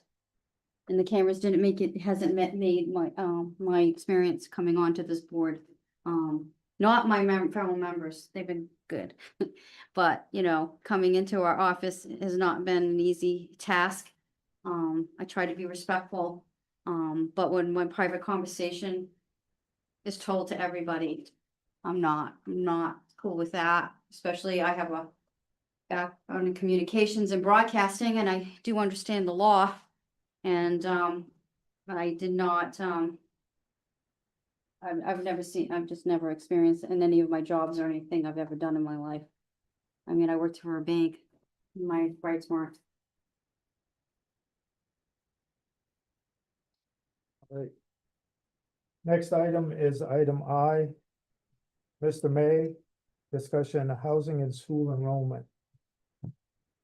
All right, this is an important issue for me, but I do want to ask that we table this until the next meeting, as I was not able to get some of the information I need from the school due to their vacation schedules and so forth. I would like that on the next meeting if possible. All right. Thank you. Next item, item J. Mr. May, discussion of loitering sign on Town Hall Recreation Parks curfew. It's no longer there. I removed it. It's a $25 fine. If somebody wants to push it, I'm willing to pay it, but it needs to go. There's no law in Massachusetts against loitering. None. Massachusetts does not have a law regarding loitering. Our bylaw regarding loitering and curfew is based off chapter 266, section 120 of the Mass General Laws, which is basically trespassing.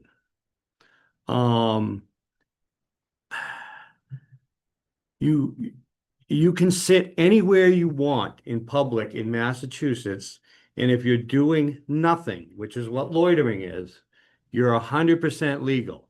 You have to actually be doing something like disobedient, annoyance, loud noise, disruptive something.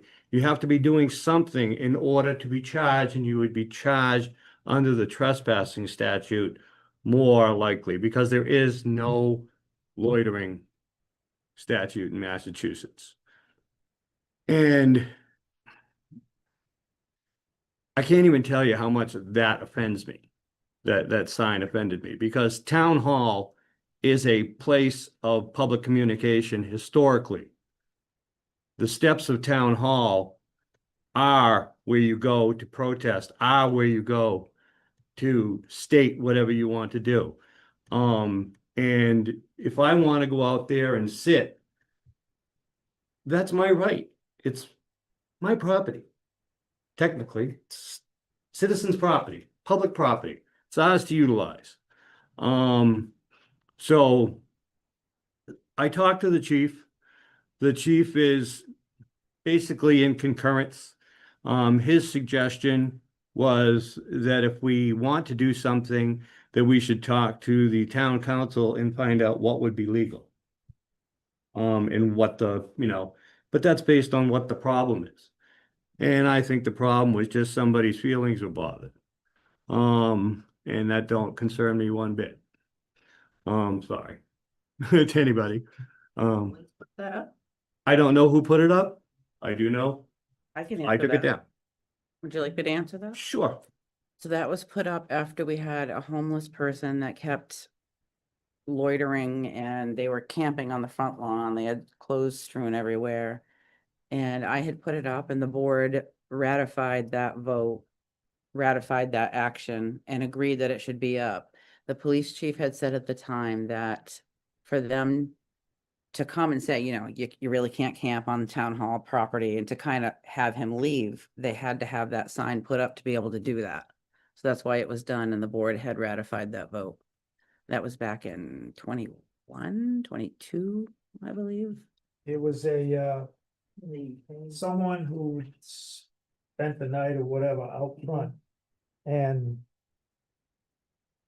however, the reason, there was all kind of stuff strewn out, sleeping bag, this, that, everything was strewn across the front lawn. Somebody complained, made an issue of it. The stuff was all picked up. There was another individual who sits out there quite regularly, sits there with a laptop, drinks coffee, whatever, about every day. That's how that came about, in response to that individual with all the stuff they got tossed around. But he wasn't out back, he was out front. There's a little pavilion out there.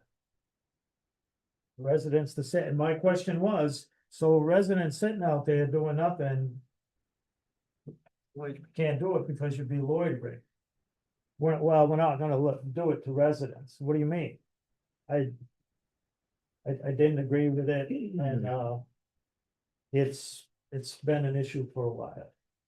And I'd just like to add that, if that issue came up, now it would be Holly, having the daytime authority of the building and the whatever, could go out, ask the gentleman to leave. If the gentleman does not leave, then you call the police. It's trespassing after notice. That's the law. This is BS. They can't ask him to leave if that's You can. posted. You can, or we can. Right, but the police can't The- do anything the about per- it. After you ask them to leave, then it's trespassing after notice. The person of authority over the property has to ask them to leave. Once they do, then it's trespassing after notice from everything that I've read. And I had talked to town council about it. so I that- talked to a lot of people about it, Holly. So, on the curfew of parks, That was erroneous on my Oh, part, okay. because I was remembering back a few years ago, and I went and looked today just to make sure. But I remember a few years ago, there was a discussion about after hours when it was dark, not allowing people in the park and so on and so forth. And that technically would be a curfew. And I went down and looked today, there isn't a sign there that says anything about hours after dark. You know, nothing on the whole entire Gilman Way. Every sign that I read, which I read every one that you could see, said nothing about it.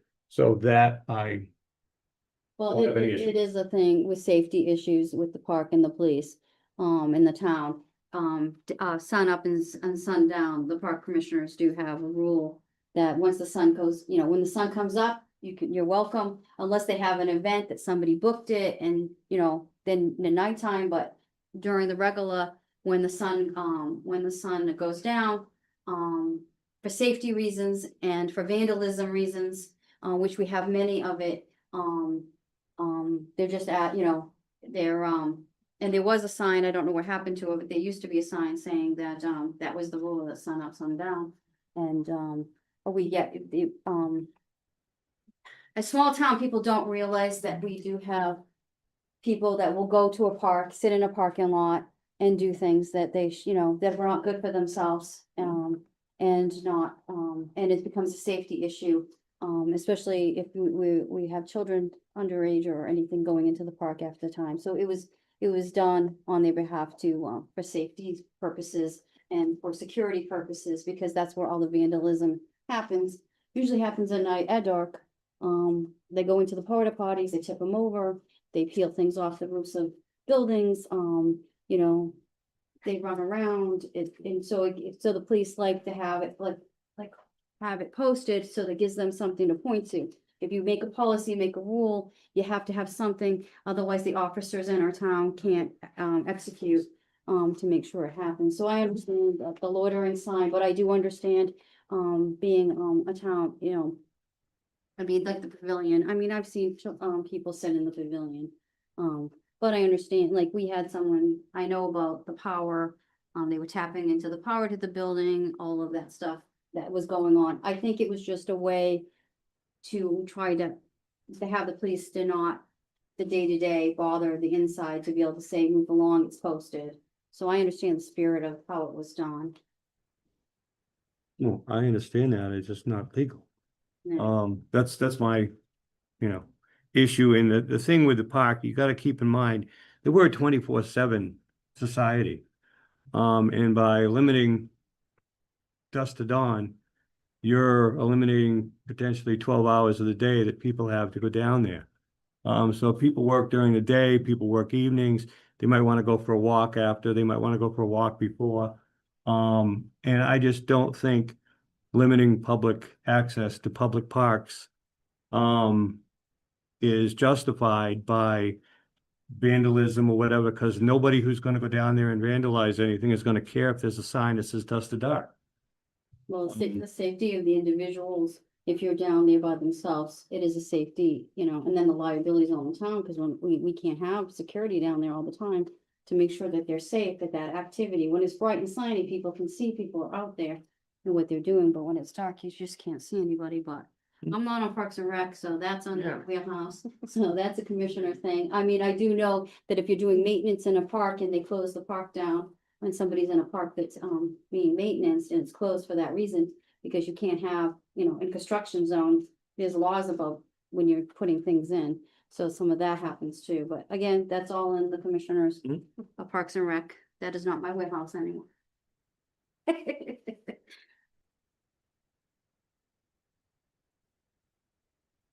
But that was my point. I said my piece. And that's that. Thank you, Mr. Mayor.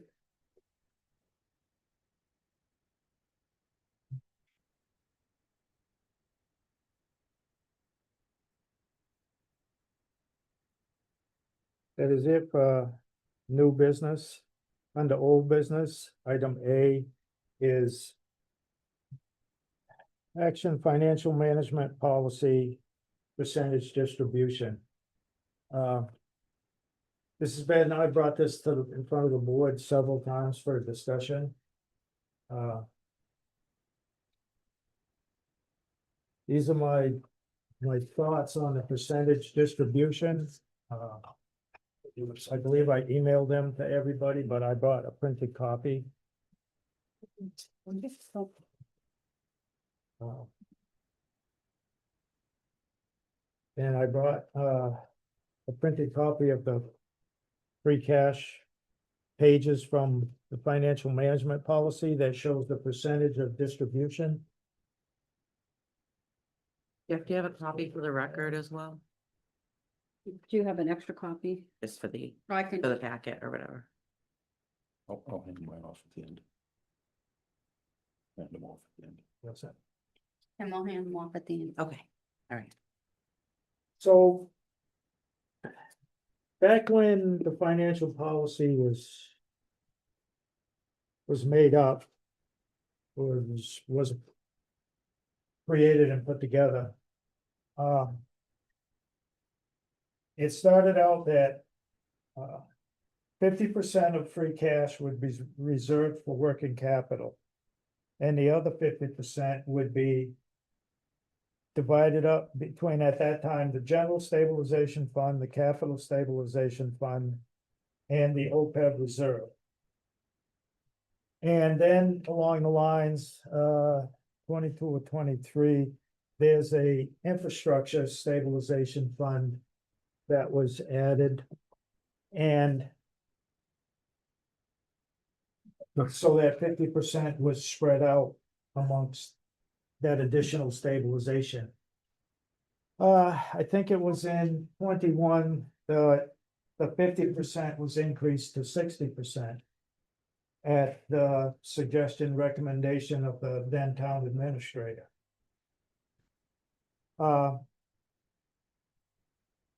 Then in September 2023, it was increased to the current 67% for the town administrator to use for funding things, snow and ice, capital.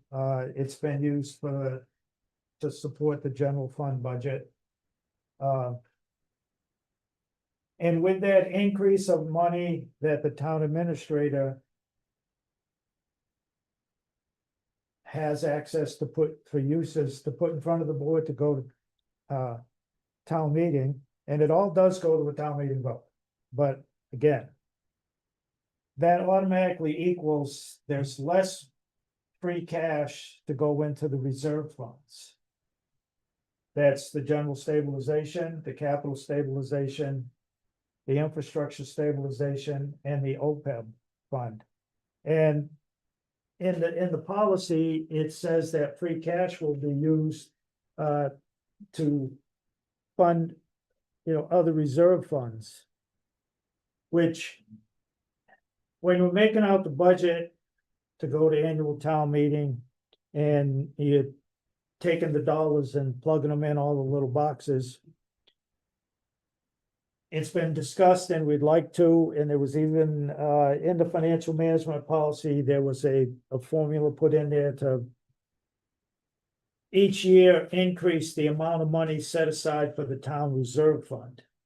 Well, one way to increase the town reserve fund would be having an appropriation and for town meeting, and it's generally been around 50,000 the last couple of years.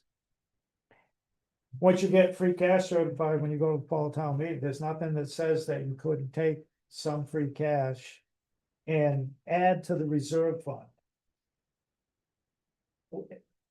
And that would kind of make sense because, again, it's not coming out of the tax levy for the current fiscal year.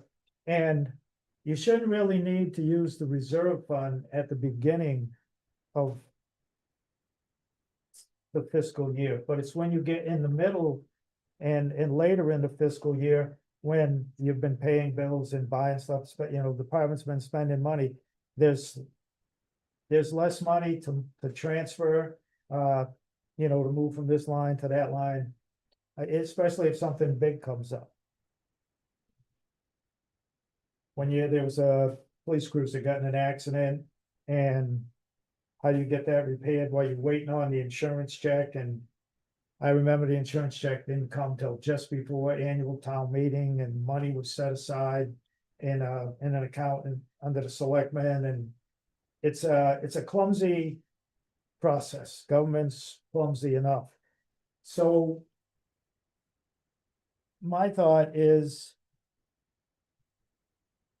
and the more money that you have in the stabilization funds, they earn interest, they earn money.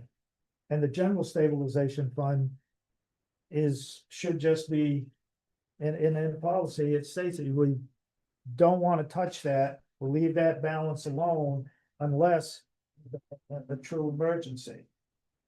Paying the school assessment is not a true emergency. And that goes against several items in the financial management policy of using free cash to support the general fund budget. It does say, however, if you do, the town administrator is supposed to present a 3-year plan to get back on track, so you don't have to use free cash to support the general fund budget. Town had a history of using all free cash to fund the town operating budget. It was always an article and town meeting to aid the assessors in setting the tax rate, in the amount, whatever the amount of free cash was, $600,000-700,000. So you never had money to put aside for anything because it was always being spent in that way. And finally, when this came about, this policy, the board stated, we're not gonna do that anymore.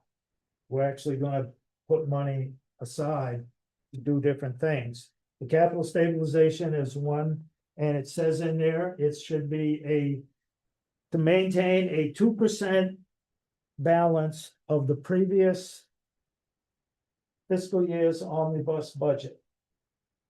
And the wording in there is that it would be a pay as you go. If you look, so naturally, how are you going to build up these stabilization funds if you're using more and more money to fund the general fund and other things? You keep increasing the percentage that the town administrator can use for various things. You have less money to put away. It's as simple as that. And if you look under the stabilization funds, it says you strive to maintain a 2% balance of the previous year's budget. So fiscal 25 is 10,600,000. Bless you. Thank you. 10,871,90, and 2% of that, according to the calculator thing that I use, is $217,421.80. The end of the year, the June BVA shows the capital stabilization fund to have a balance of $106,705.60.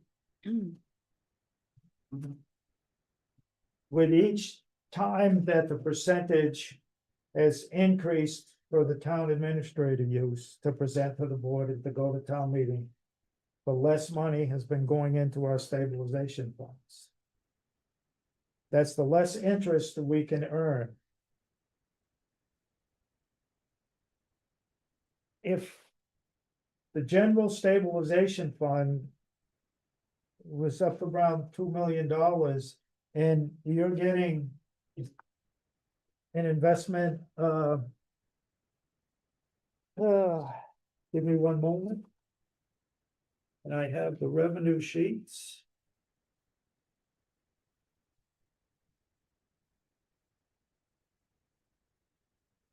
From fiscal 22, in the second quarter, the general stabilization earned $6,286. In fiscal 23, the fourth quarter, so that's at the end of so over the course of the year, the general stabilization fund earned $27,501. that is not gonna continue to climb as much as it could if you keep adding, have less funds available. The percentage gets smaller and smaller to put in there. That is interest that we earn that can be used, that we could leverage. Ask town meeting, we want to take some of that interest out and put it in the capital stabilization fund, or we got a one-time thing we gotta buy. Any number of ways you can use that money, but if you take from the general stabilization, like we did 2 years ago, 430,000. And then the following year, we just took 215,000 out of that, but we didn't put the 430,000 back in because it'd be hard because the percentages have went down. So, and it's just my morning math, my morning scribbling, where the percentage breakdown to lower the amount that would be available. And you can make it, you don't have to go exactly how I do 10% leave alone and 15%, it could just be 35%. But my aim, my thought is to increase the percentages that we're putting in various stabilization funds and lower the percentage for the other things, the snow and ice deficit, backfilling stuff. Excuse me, all of these things that we have been starting to use free cash more and more for. We're gonna get ourselves in a bind. And we're not gonna aim to, but it's just gonna happen. In fiscal 23, we had $1,168,088 of free cash available. The following year, we had $674,546 in free cash available. Last fall, we had $868,008 available. Our free cash has been on not a sharp decline, but it's been a steady downhill. It's not in the 26 budget book. You can find it online if you go back and look at. You see what free cash was in 2019. And then look in the 2023 or 24 budget book. And you will see a layout of free cash, a line graph, and it's not sharp, it's not dropping dead, but it's on a steady decline. It's not increasing.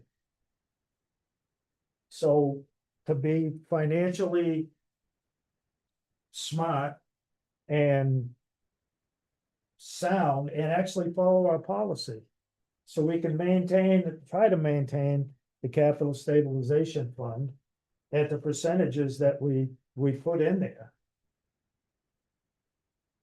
I mean, because what my question was when they did the 67% was, what's next? 70%.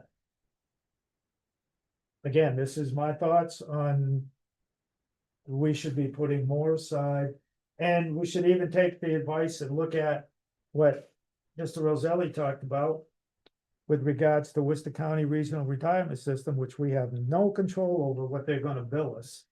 They had already told us 3 years ago now, or a few years back, that through 2035, expect 10 to 15%, 10% increase. It's and Mr. Roselli said it, you don't know because how much money they have in there. If they that board gets a hankering that we want to fund this in a higher amount, Templeton's going to get a bigger bill. I mean, he said it right there. He put money aside. So if you get that pop, you don't have to scramble to find, hey, we're already breaking up $100, just $100 budget. We're already breaking that up, the size of matchsticks, trying to cover everything. You get this big whammo from Worcester County. If we would ask town meeting to create that fund, and we would have to change the distribution a little bit, but in a few years, if we get that big bill, we would at least have a place to get part of it. It would be smart financial planning in my mind. Which, you know, we know everything is tight and we're not the only town that's there. And I don't believe we can just be of the mindset, I will just go for an override and get more money, because that's up to the voters. And if they're not of the feeling that we're being financially smart with the money they're already giving us, I don't see them giving us more. And again, the percentages breakdown, I thought is just my I any guess, thoughts. a question about the pension. Is it going like on a curve? Is it going up and then we hit it to that year? I mean, so we're supposed to get hammered with this big bill? Cause doesn't it go up? Are we currently on an upward curve as we get to it? I mean, I just didn't really understand. I tried to ask, but I just like, cause we're paying every year. I mean, aren't we paying more into the pension? And isn't it just gonna curve up to the, to that amount? I mean, cause I mean, putting it in some kind of savings account, a little bit, I don't think that year, I don't think we're gonna be able to. I don't see it catching up, of being able to. I don't know, They told us that we were gonna have steady increases yeah, through 2035. okay, yeah. And they're a good sized percentage. They told us that a few years back. I just wondered how this account. I've seen that every year in my tenure. It's continually stair step. Right. And we do pay it all at once and we save a little bit. Yeah, give that. And we do save some, we get the discount, but, again, it's advice from the auditor, whether we want to follow it or not. But the main thing that I would like to do is take that percentage of 67% and drop it down to at least back to where it started at 50 or below 50. Because we've been steadily, and you have to take the time to go through town meeting warrants, but it's on the website and doesn't take that long to do it. It's, I don't know, half a night or whatever. But you can just see how much free cash is starting to go to the general fund budget. 67%, it's not going in savings. And what is it doing? It's not all going to capital. And again, if you follow the capital improvement bylaw, and past December, it's the first time that we've seen a sort of a plan according to that bylaw. But it's got the police department buying a police cruiser in one fiscal year. The bylaw says it's supposed to be a 5-year plan. What this department wants to buy this year, what do they want to buy next year, the next year, and the next year? And that's supposed to be laid out according to the bylaw. If the closest it's come, and again, you can go on the website, Capital Improvement Committee, click on it, left-hand side, you can go down and see all the plans. That's the closest I have seen where that 5-year plan comes in. But you're buying a cruiser, okay, which one are you getting rid of and where's it going? I think we started down this path again of using more and more free cash to cover the general fund budget. And our free cash is up and down. We may get a big chunk this year for a few reasons, but again, I'm just going by the data that's available to anybody who wants to look at the division of local services, and you can look up city and town free cash, and it's all there going back to 2014, I believe. Actually, no, goes farther back. 2012, But- I thought. 2002 maybe. Maybe. You can look up the history. Actually, yeah, you can go, and you can look up town meeting vote and see that free cash has been used for the general fund budget over the years. I just think we're becoming more and more dependent on it, and if it goes down. I mean, we use 430 to cover the school assessment, right? So that means the next year, if you don't use that 430 free cash, you gotta find that 430 somewhere. Plus the increase, or you tell the school, well, you can't have that, we're not giving you that much money, so they go and cut their budget. It's just, but we still use 215,000. So next year, we gotta find that 215, or it's gonna come out of free cash again. We're going, in my mind, we're just becoming dependent on free cash. It's not illegal. But the DOR had told us twice, 2009, 2021. Get off using the free cash. You're gonna have financial problems because you never know what that's gonna be, and it's like your crutch. So you won't try to budget smarter and tighter and more responsible because you're just always, well, we'll just do it with free cash. That's my take on this. To that point, the DOS and the MMA puts up a number of trainings. Some are on demand, some you can go back and watch the recordings. It's the budgeting 101 understanding.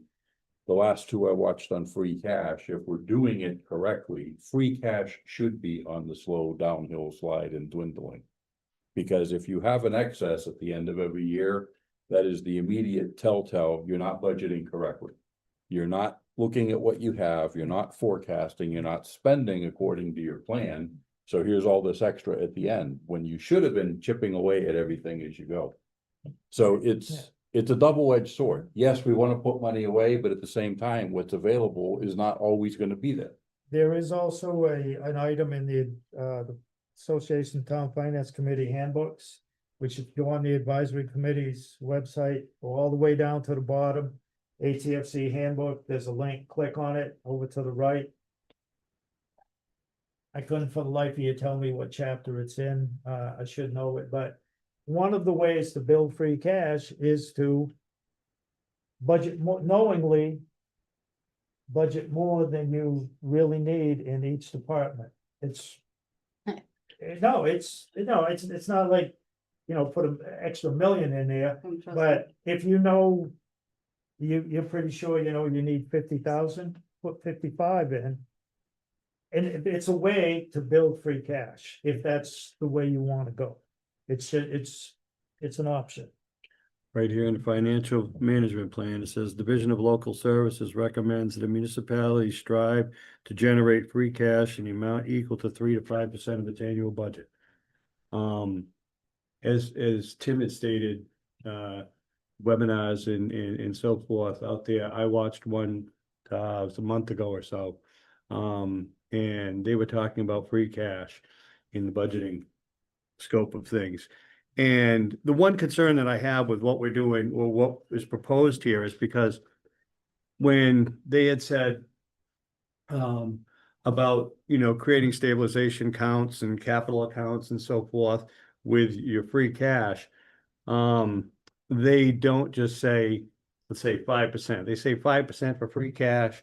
And if you're gonna, put in a stabilization accounts and this and that, you should strive for 7.5.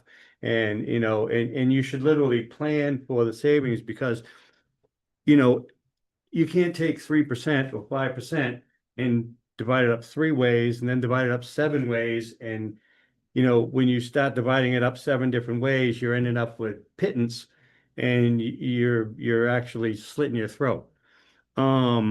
So, it all comes down to budgeting and planning from the get-go. Before we create the budget, we need to kind of have a number or an idea of where we need to be or where we want to be with free cash. So like Jeff was saying, that's what, and how you do that is you just add, you put a little bit of money, extra money in each account, as a savings, basically. And at the end of the year, like this year now, if you go through the BBA, there's an amount left. It's not the final. We don't know what it is going to be, but there's a balance, a positive balance left from the departments. And that's how you create free cash.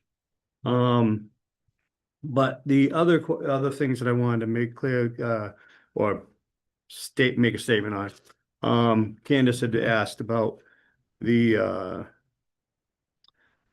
WCRRS, and how that was going to work. If I remember correctly, what Tony was saying was that when we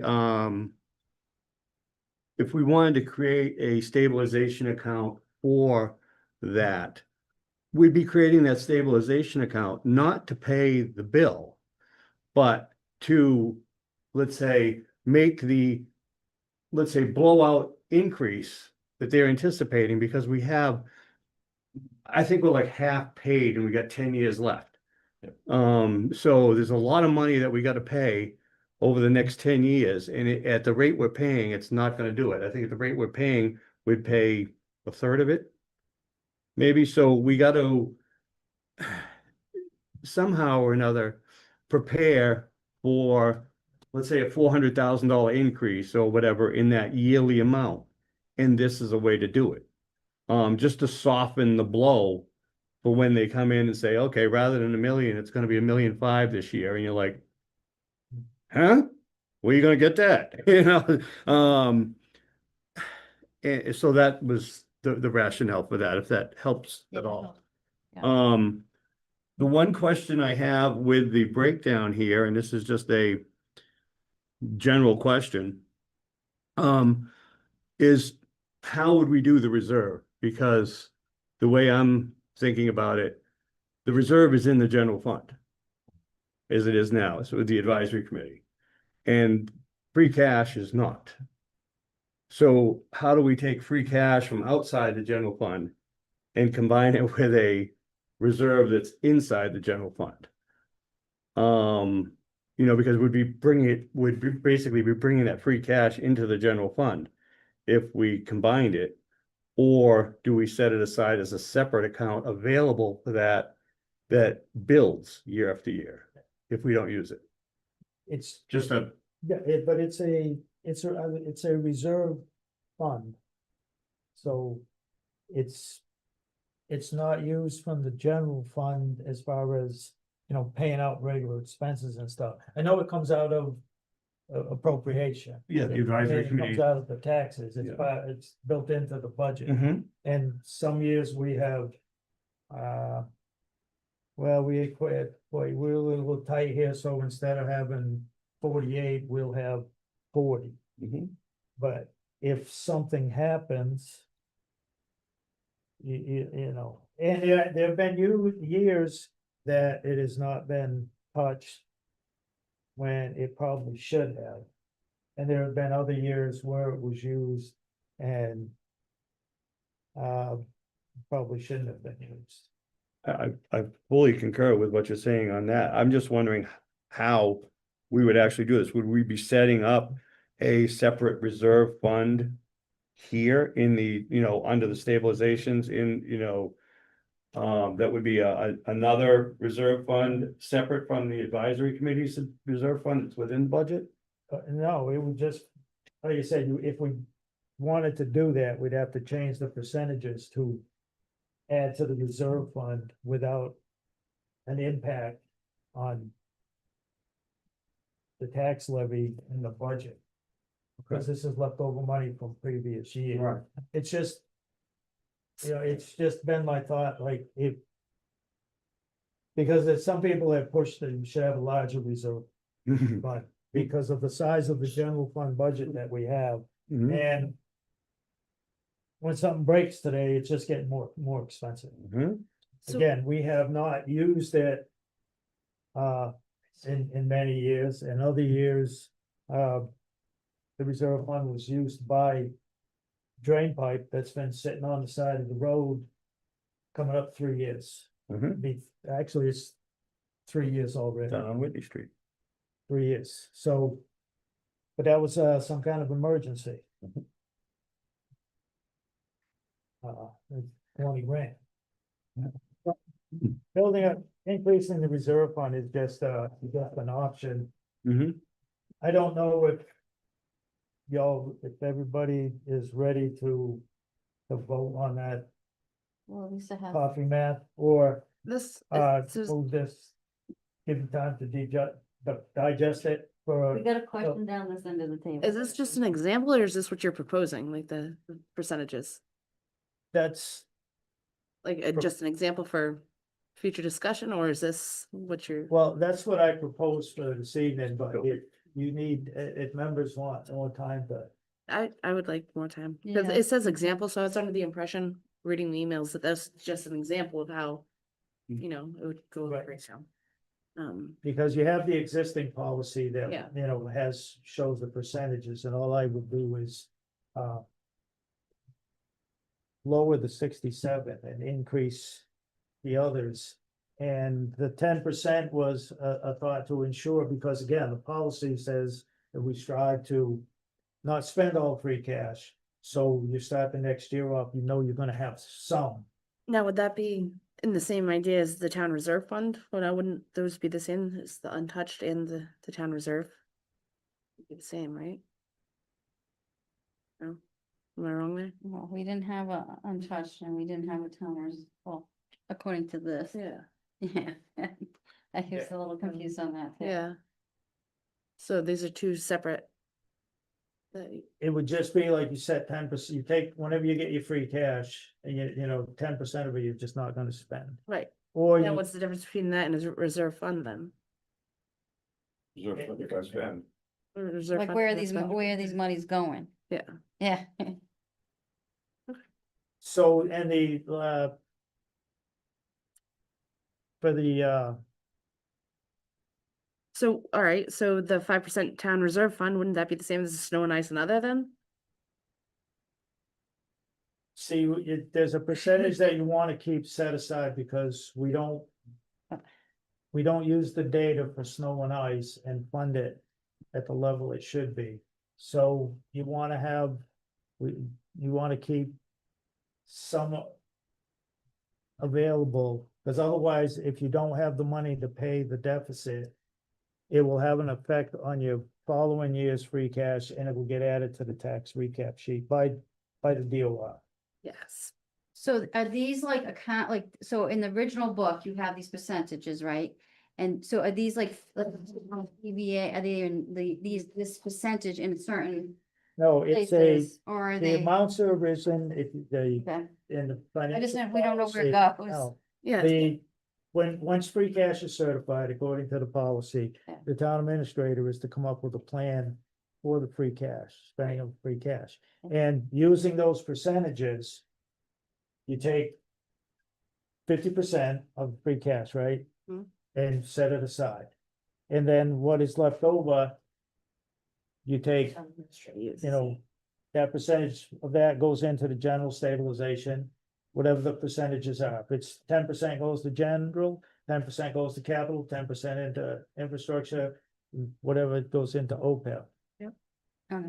So it's, But it was just that these two elements weren't here, and so these are new elements, and then you're possibly doing a pension, which would be another new element. Would that be that's what If- we were if we pursuing wanted to do where it's that. physically going. if you want to do a pension fund, you could change the percentages down the road if you decide to do that, but that's. I just mentioned that as a, you know, thought to keep in mind. If we want to do that at some point forward, because it's, you know, it's not on the agenda to add that. It's just to change the percentages of the existing funds that we have, which is the general, the capital, the infrastructure, and the OPEB. And the working capital. And my thought was to have a certain percentage that you just don't touch. I agree with that, but sorry, the snow and ice and other, though, is the same general idea as a town reserve, as a reserve fund. But it's a snow and ice and other, doesn't mean you have to Sure, use them right. all. All of these reserve accounts become a fenced fund. We can't just arbitrarily make a decision to spend them. Right. This is why there are the joint meetings, advisory and select board working together, and we come up with a plan, how we're moving it. I'm just Snow and trying- ice is always the sticky wicket. I'm It's just the talking about the only wording of line it, so item that what's we the can other? overspend our budget. But the challenge is, if we do overspend our budget, that immediate shortfall has to get funded out of the following year's fiscal year budget. So having a number readily available helps, again, soften that blow when we get hit. Mm. This year, we were what, 160,000 plus, I mean, overspent. 180. There's, So we look at it, and even if we look at our current planned, we're into FY 26 now. But it's like, did we actually put enough aside to cover that $160,000 deficit? My mind, I say, no, we didn't, We did not. but this would be a way to help us get there. Because we're still gonna hit a shortfall. We know we're gonna hit a shortfall, and we haven't even seen what's coming in November, December, January, February, March again. But we know that's coming too. but, so my question is just, what's the other? It says snow and ice and other, and, the example that Jeff, you gave. If I may. That's the other would be. Chair, Mr. Chair, if it's like with what he was talking about with the 67%, which was, and others and so forth. It's, okay, we take care of snow and ice, if there's anything left over that, can be used for other Okay, things. all right. And typically what we've used it for is for backfill. Okay. Backfilling small budgets or late accounts or this or that, not late accounts. Yeah, like a Thank late you. bill or something. Forgive my ignorance on it. Yeah. It's- No, No, this is how you learn. good asking questions. This is how you learn. These are good discussions. So, excuse me, so I like to think of it as forced savings accounts. That one has to go into like, your school savings, one has to go into this kid's savings and that. Right. And that way, and we're required to do it per our own policy, but do we wanna do it to the tune of 67%? To support our budget? Or go back to 50% so that our savings accounts grow a little bit, so we're prepared for any emergency, is that right? Well, this example also says that capital would get a bigger percentage, and capital is is that the one that's used to buy the things that people put in, like the fire truck, the police. Big truck. stuff, yes. Yeah, right now, it's only at 10%. But that would also circle back to inventory too. So once we get the inventory, get a better idea of what we have, Yeah, then we can adjust the budget to make sure we're not Right, buying things twice, 3 times. yeah, one department, Capital plan and then all the capital plan, the capital improvement plan. Could actually, should be figuring out how these things are funded, how they're financed or. How much Well, we actually need. Right, and how much they actually need, and this way here, it's. More consistent. well, if we have the inventory to, another department needs something, instead of purchasing it again, they could be Right. borrowing it from another one. And it also has to be signed off by town meeting, so. Yeah. That's the. The bonus from it. And this is definitely. Again, see, the capital, it's hard to have a plan if you don't know how much you have to spend. Yeah. And we've been winging it really for a number of years, depending on how much free cash we have. We fund general, stable, capital, infrastructure, OPEB. And, okay, we think we're gonna need this much for snow and ice, because the last 3-4 years we've had, 150,000 deficit for snow and ice, so we gotta put 200 aside. What we got left, okay, there's the capital. And there's 600,000 there, it's boom, boom, boom. If there's 300,000, well, you only get this, but again, how do you follow the bylaw and have a 5-year projection when you have no clue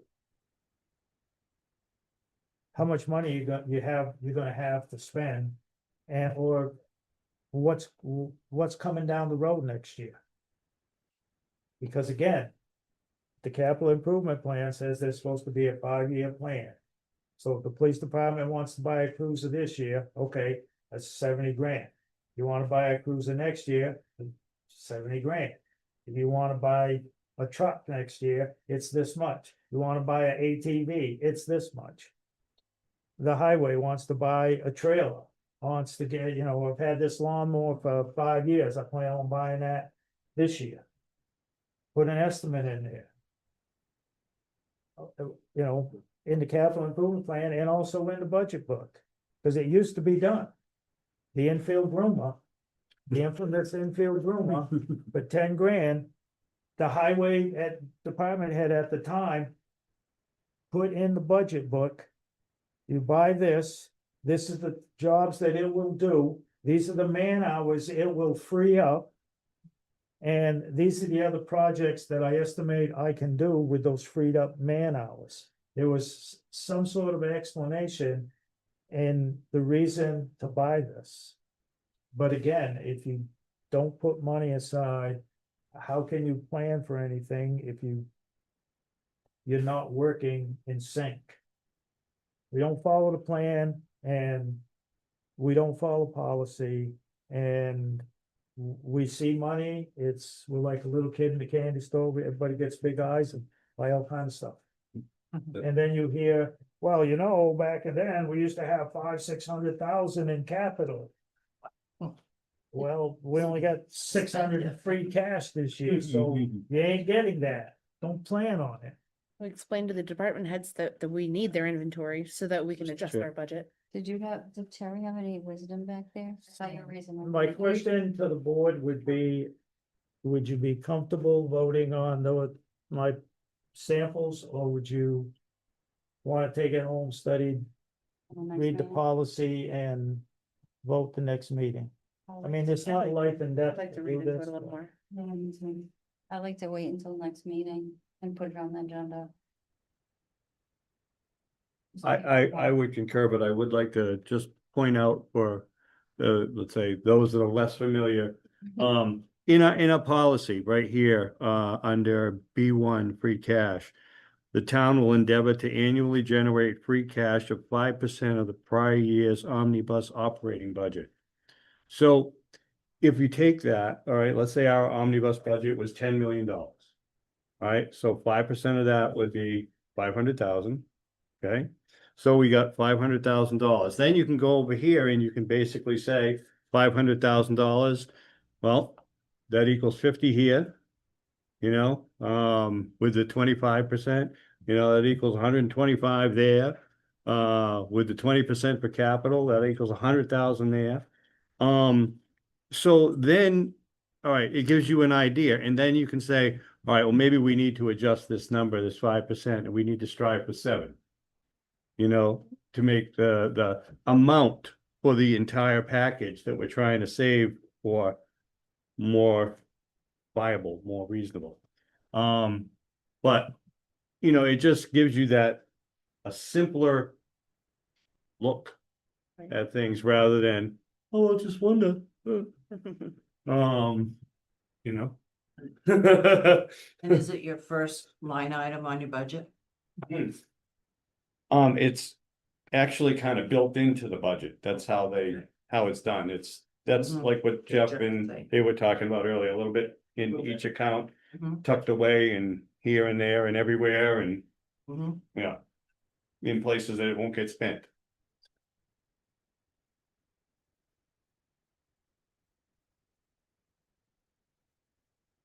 Yes, no, I would concur that, for the sake of all the members here, that we should probably hold off on it until next meeting. Appreciate it. I just had one more thing, because you keep on saying you're talking about a 50% and the TA versus the 67, but so these example numbers that you give, I mean, what is our end is 100%, right? So where does the 50%? I mean, I know it's stupid, but where does the 50% come into these numbers?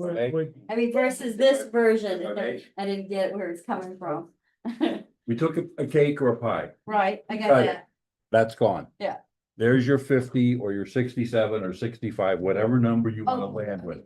Yeah. Now we're gonna take what's left. This is where we start. to And then you apply. divide it, okay. We're I'm doing just a very percentage sure. of a percentage and it gets very Okay. confusing and dicey. Okay. I was just like, where, cause I'm like, this is almost 100, where is the 50 coming from? Yeah, Okay, I get sure. it, so the Yeah. 50's already, is not a part of the equation. It works. It's just that in this book, it does show 67, 10, 10, 8, and 5, so that's why. It's just this version. Yeah. Okay. Good discussion. Yeah, good discussion. Is 9:15. I would entertain a motion for the board to work past 10 PM. Just to be safe. Just to be safe, so move. Second. Motion made and seconded to work past 10 PM. On the motion, Mr. May, how would you vote? Yes. Mr. Poe? I'm gonna say no. I'm gonna be hopeful we're gonna get this done before 10 o'clock. I like that. Thank you. Ms. Basso? I say Great. yes. 4 yes, 1 no. I'm so sorry. There's always one. Okay.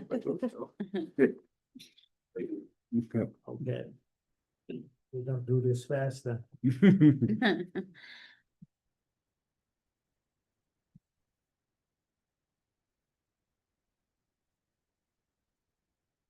Next item is the town administrator job description. I believe I emailed the Word document out to everybody, but I printed one out. It's the one that was at the last meeting.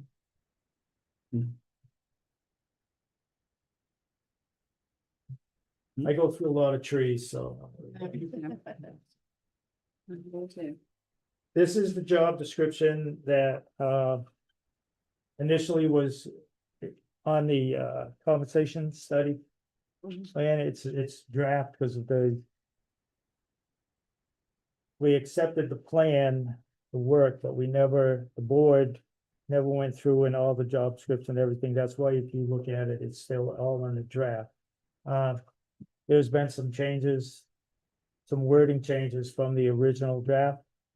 This is the one though that had been in front of the board the last time. And I emailed this out, last week, I think it was before Thursday.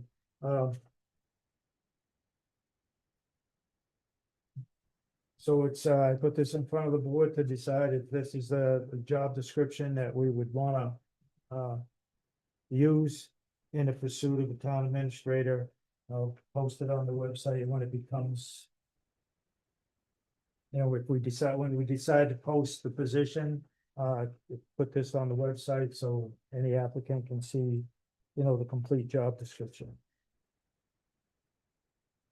I had a couple of things, it's just my thing. The first line where it opens, it says the town administrator is the chief, administrative officer. So, so you changed, was that changed from, because it used to say financial officer?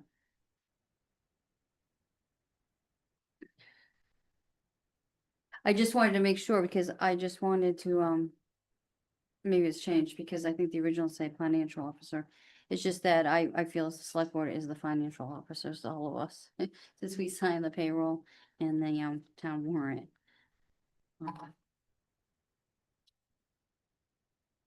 There was a section, something about the supervising responsibilities. And it talks about everybody they're supervising it, and I just wanted clarification. We have a few boards, even though we appoint them, they actually, have more power. Like we can't, nobody can, change their votes on their spending and things like the, recreation committee, the Parks and Rec Commission. And I didn't see any provisions, but I didn't know if they was, if that's fine. And then there was just this one page on page 2 where it talks about development short, but maybe I'm wrong. I just didn't know if it had to have the extra with the select board, but maybe I'm wrong. Now that I look at it again. I might have been tired. Might have been in the middle of the night. Did you receive the emails with the drafts that I wrote up, and I believe Candace wrote one up as well? That's the job posting, not.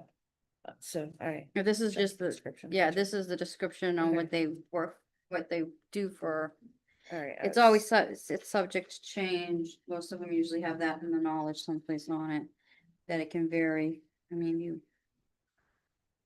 Other duties as a. it's usually, yeah, there's like a legal thing that they had done for the town when we had this done. On some of the other ones, it was like a last line on the bottom where it talked about how, yeah, I can't remember what the legal lines were. Well, most of ours. I'm blanking.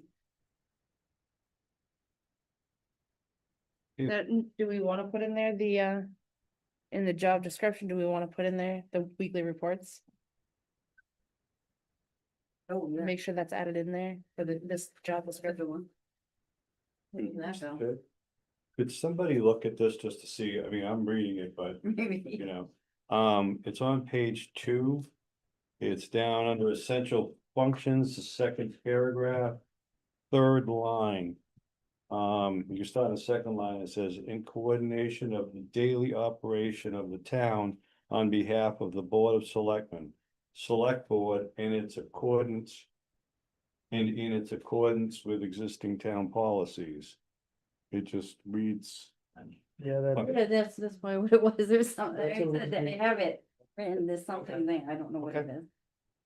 So remove the Board of Selectmen and leave the Select Board? So Mm, we do. I did read Oh, that. maybe that's what it was then. Cause it's just, cause I have a note there. I didn't know. Hold on. Yeah, okay, that's probably what it was. It's the same kind of thing on the Yeah. next Okay. paragraph. The next. Provide professional advice to Board of Selectmen, Select Board, Finance Committee. Yeah, it's that way all the way through this section. Make presentation to the Board of Selectmen, Select Board, departments. Seems to be doubled up in a lot of places.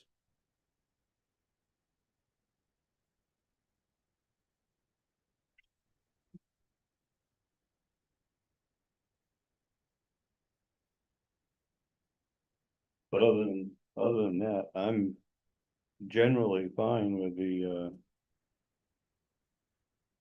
job description. On page 4, on the, it says oversees all town automatic management information systems. Makes recommendations for improvement and implements. Appropriate policies, so is that like the town webs, like, is that you talking about the town website? Automated management information, what is that system? Yeah. I didn't know, is that referring to the town website?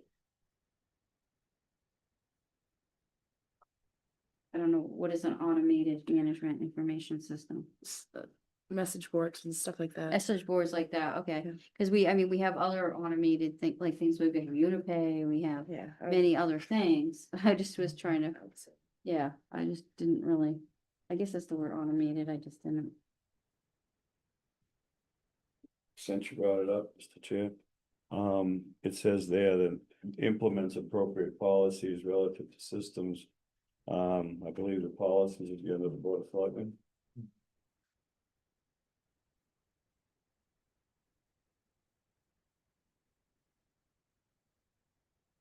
Or department heads, because some of these have very tight and restricted access.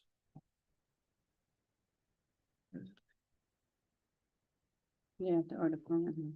Police department, you're not gonna get into their CGIS information. Fire department, you're not gonna get into patient reporting. Yeah, that's true. Billing, no, Yeah.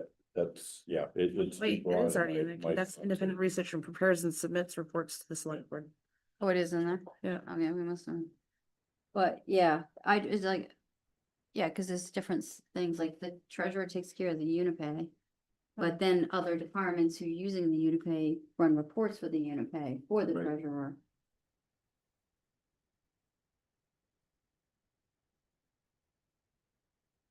Since we're being picky on page 4.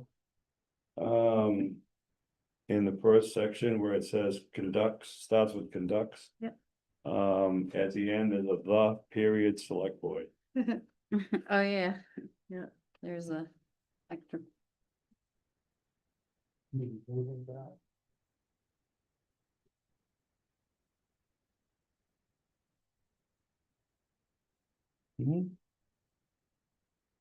Have a nice night. Thank you, Gail. You Thank too. you. I mean, he like. You sure you're not gonna stay till after 10, Gail? Well, Come on.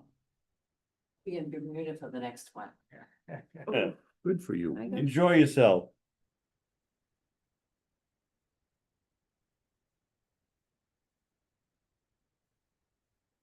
Was there another one that you said was kind of broad or? The education and experience, wasn't there another one in the last draft of the other meeting? What about the education? The certificate? I thought I killed all. Oh, did we have something else in the other one? That's this. Yeah, couple more bear copies. Hey, he runs roughshod over me already. Very change. Oh, there's a definition there. I think it's different in the job description.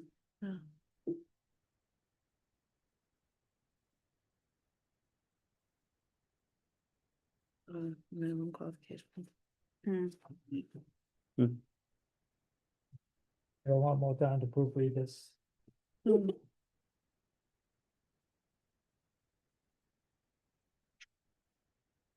Probably. Yeah, I read right over those on the one that you sent us. Yeah, I was gonna say you probably It's should. fine, because when you're reading them, you'll miss it. Yeah. Yeah. That's the thing. Good catches. Mhm. I said this is pretty much what was. Mhm. We can Hey, vote on- just Yeah, with him doing I don't know. edits. Red wrote trust. some notes that cut things out and. I mean, Yeah, a few slight adjustments. yeah. I mean, I think we can vote on it if we wanna vote on it and let Jeff do the proper, that little bit of edits that we all seen. Yeah. I mean, it's a job description. Yeah, it's not the holy grail of a As job. long as Bear reviews it, I'm good. Yeah, as long as Bear reviews it, I'm good. His dog, Oh, okay. Well, you keep mentioning Bear. I'm like, who's Bear? it's his dog. Okay. He doesn't know. Bear. This Boss. Yeah. Mm. You've never owned a cat. have Yeah. you? I'd second that, Candace. Seven prime, he's my boss. So I wanna make a motion, to, basically let Jeff make the corrections and the proper corrections based on the things and, what else are we gonna say? I make a motion to approve the town administrator job description, with the amendments that we leave it, let the chair make the proper adjustments that we have pointed out. Second.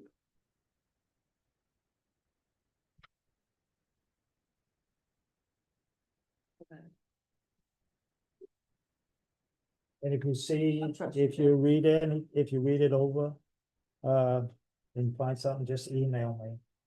Will do. I read my emails early in the morning and in the evening, I noticed. early in the morning. Oh, I noticed. I've had to make many of these things and, And this. I've heard many of people. My email kept going off at about quarter to It's- 5 in the it'll be morning. I good. was like, oh, Jeff.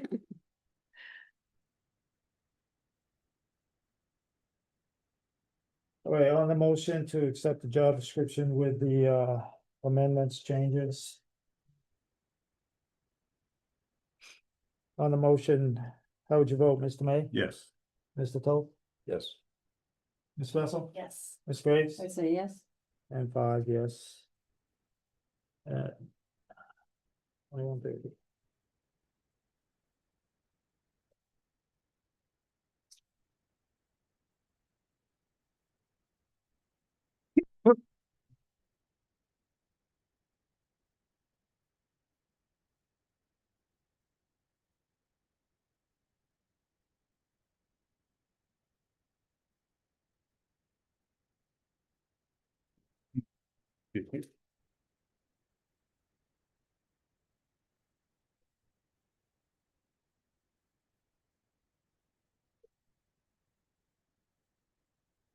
I know I printed them out.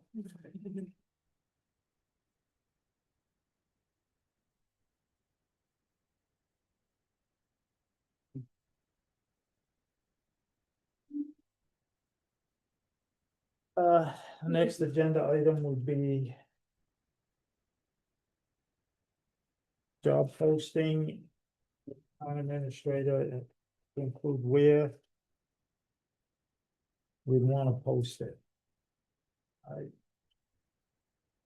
know I printed them out.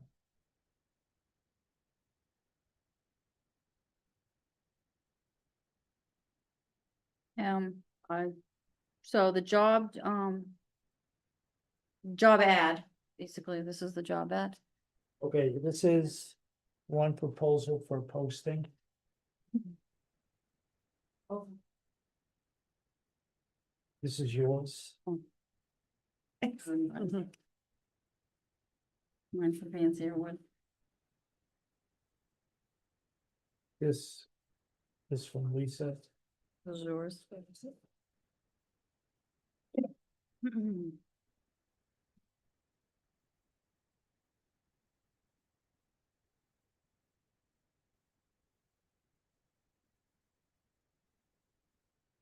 And this is a posting that I did it on the fly. I actually took the town's looking for an administrator in the Beacon, and I just tailored it to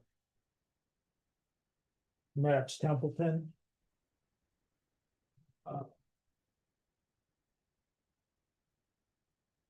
With an option to email their interest, their resume, etc., to me, or we can whichever way the board wanted to go. So, Like I said, if it goes, depending on where we want to put this, I went small to fit specific in the Beacon, because most of their ads they're small and concise.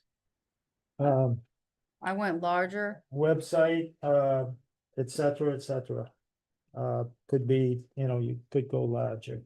I went larger based on our town website on different job postings that we've had in my experience on posting jobs. Most of the time, a lot of our jobs have a pay rate, a range. We usually put, I don't know if that's like why we do it, if that's like a law thing or whatever, but we always, almost every job, I don't think I've ever seen one without some kind of pay range on the site. On our town site, I've, in any of a job posting, and they usually, it's like, we had ones where they were short like this, and it would just say the range, and it would say that whatever, and who to apply to, and then it would have the thing. And then say until filled, and then it would have a thing where you could click, and it would have the job description where it had, because so if you see, I have some of the stuff that was in a job description. But then we have this new version we've been doing, in the town, I've been noticing, that has a little bit of the job description, a little bit of the ad with the stuff, and then there's no clicky for a job description, so. I mean, there's just different ways the town has done them over the years. But yeah, and then the smaller ones, like Jeff said, that like on different sites, you would want something smaller. Right. You're doing it in different I places. suppose like an Indeed type of you know, so you'd see on Indeed Yeah, or, you know, Mass.gov or something like that, you know. right, yeah.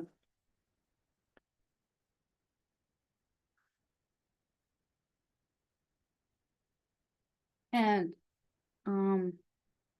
mine talks about going to Jeff because of the, possible conflict of interest, but Holly is now stated in tonight that she won't be pursuing the job. So I don't, I mean, so now does it just go in regular like we normally do? Mm. That's, Question. that would change the factor. Question for the board. Do you want to likewise look at these and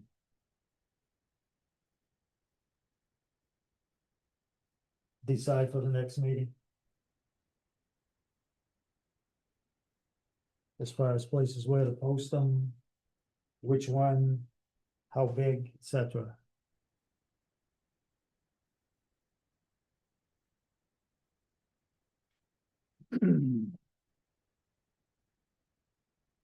Well, I'll say this, I did some looking at, a few of these.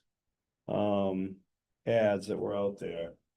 And I'm, let's say, much more inclined to go with the short and sweet with, let's say, click to, let's say, the job description. So we're not paying a fortune to put it in. Because, you know, you pay for the size. In a lot of, most places that I know anyway. So, but I do think we need to get the job description attached.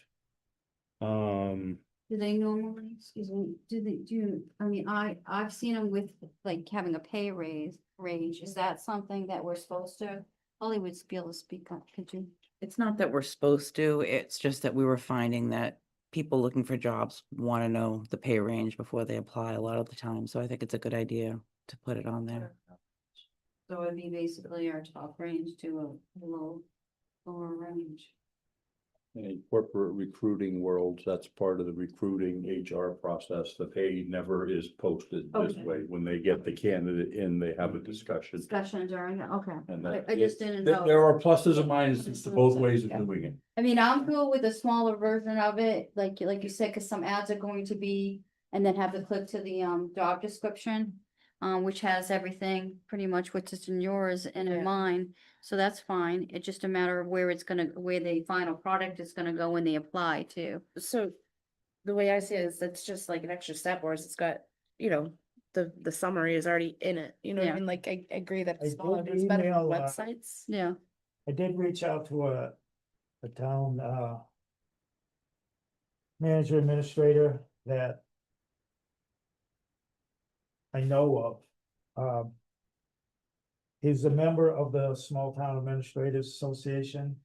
And I reached out to ask if they have like a blast email or group thing or a board or something to post the job description to, just because generally the people that are in that, they're interested in towns like this size. They're not looking to go big. So I'll probably hear maybe tomorrow, depending on how busy, I shot it. well, it definitely needs to go. Just think of places where to post it and the people that are interested in small town. You know, because there are people that are just, I want to work in small towns, I like. There's also social media. towns, this, that. So whatever we decide tonight, I can go ahead and make a flyer that people can share and post on social media. That's free advertising, free, you know. Yeah, it's just, Well, and they, you know, administrators talk, they know each, so. I know there are administrators out there that are looking for work, that are interviewing, and if they don't get picked, they're aware of towns that are looking, well, the MMA has that, you can, there's all the jobs in the state that you can go in and put whatever you're looking for in too. Mass.gov. Yeah, yeah, Yeah, Jeff, I'm a member of the Small Town Administrators and we have a listserv, so I can put it on that. And I also have a human resource listserv, so I can put them on both of those, just to kind of send out notifications to all those different towns. Yeah, like I said, I wasn't aware if they have like,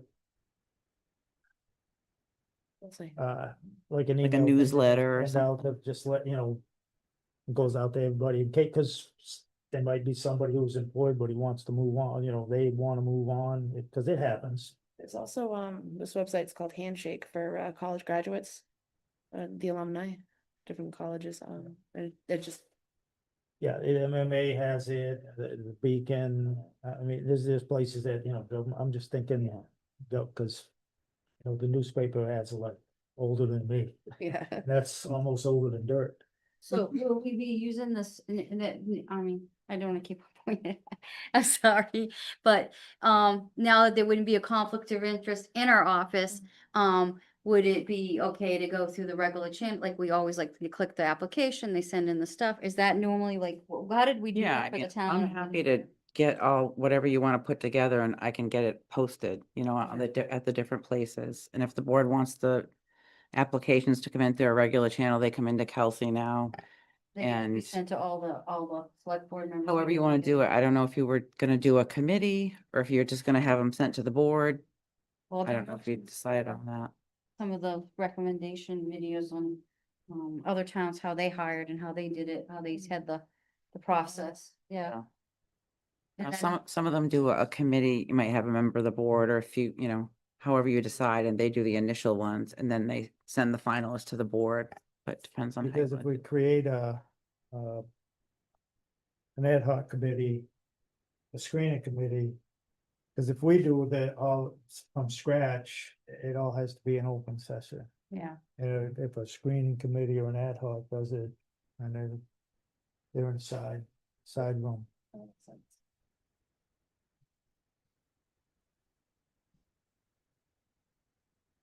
So should we bring these home and read them over and then discuss Well, this next I story? mean, should I we- mean, especially, like, I'm comfortable with the shorter version, I'm comfortable, I mean, if Holly's comfortable with take our, thing, and, I mean, they did, they've done our ads a bunch of times to put them on, and on our town website.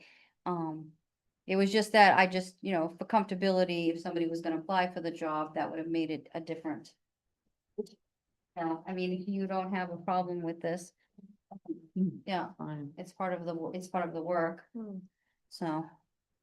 And that would be helpful to everybody, I mean, I think Jeff's shorter version, and when we vote, and Jeff can send the job description once it's done to Holly, and then, with the tag, like, everybody down there, the shorter version would, tag to the, job description.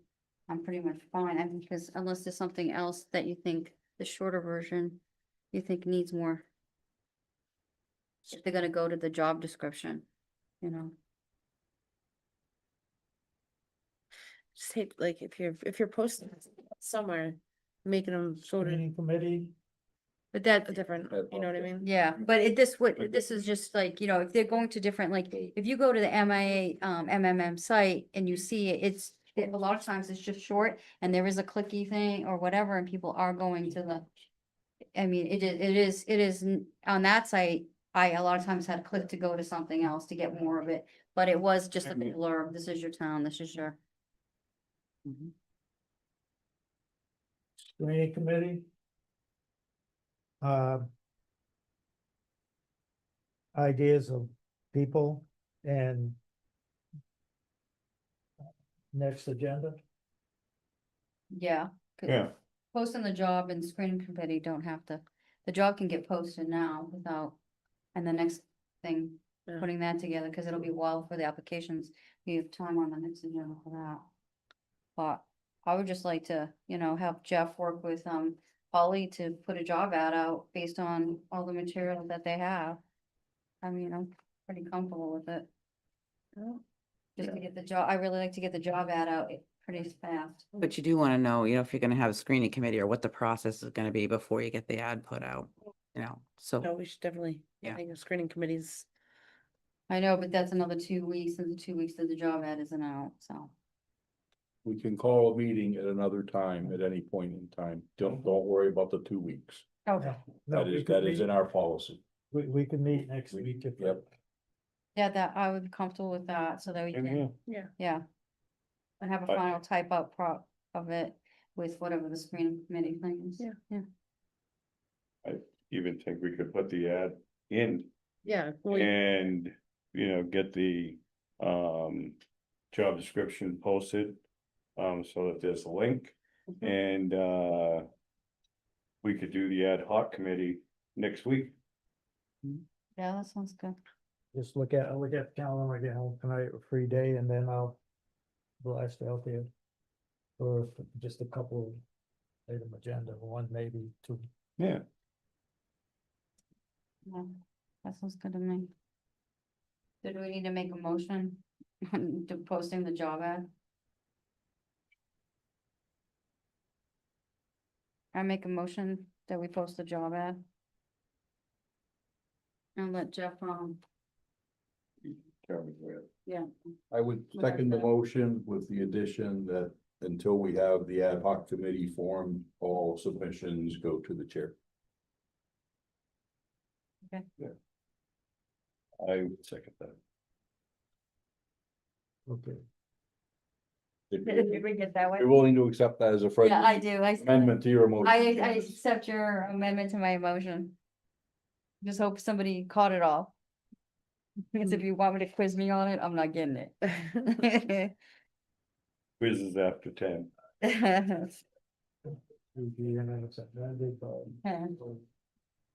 Still says you. We can decide in January. That was seconded, Yes, yes. and you'll amend that. Yeah.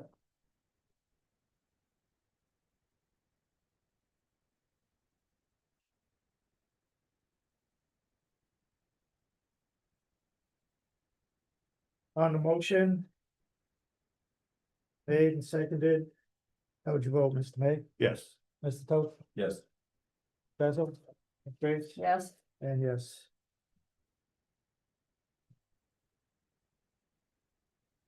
$46. That's to get it posted. You're gonna send me everything, Jeff? To get it, okay.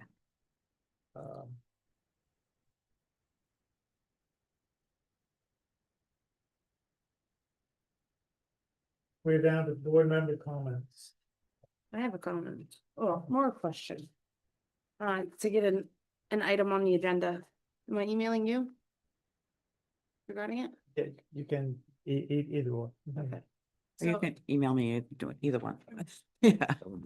did you receive my email last week? Yeah. All right. Did you receive my email last week? Thank About, emailed you about requesting something put on the agenda? Oh, I suppose, Yes. Yes. Can we do that next week? Or next meeting?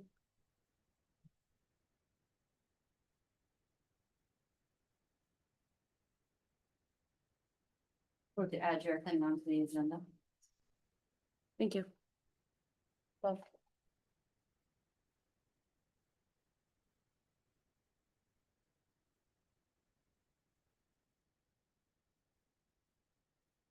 hey, board member comment, No, I'm good, actually. Mr. Toth?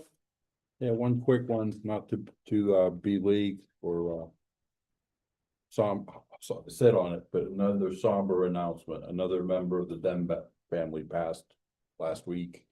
Very well known, very well respected over at the Haywood Hospital birthing center, and it was a very short immediate situation that the member passed. And I only found out about it through the Sportsman's Club because it's a family member of the family, but that's two Dembecks in 2 weeks. Ouch. I don't know if she was a resident here in town, and I do know the Mac Funeral Home tonight and going up Central Street in Gardner was very busy and there was foot traffic everywhere. I gotta see if So it's prayers to the family. keep them back. Oh, the school would have. See. Any comment? Ms. Graves? Yeah.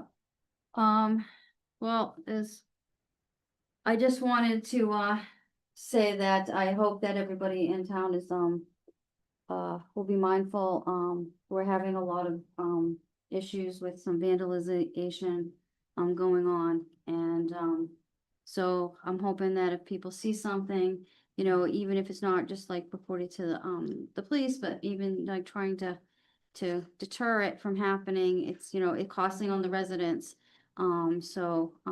I just, you know, it's very heartbreaking to see or get report or something happening, and I just want to say that, you know, it literally takes all our villages, all of us to, you know, if we're seeing something that's in not correct, or if we know something that's just important to try to deter, especially, it's not just from the youth, it's from across the board in ages, so, also, I know it's not our town or anything, but when you see what went on in Texas, it's just very heartbreaking. So it's just important for everybody to, you know, remind themselves about safeties and have plans and things like that when you see stuff like that happen. And I just want to remind everybody on a lighter note that our town is having, a fair, on August, 2nd and 3rd, and that they're still looking for anybody that wants to participate vending wise. That Parks and Rec is working on, this fair for our town at Gilman Waite coming this summer. So if anybody wants to get involved, you could check our town website on, their site. Looks like it's gonna be a fun event.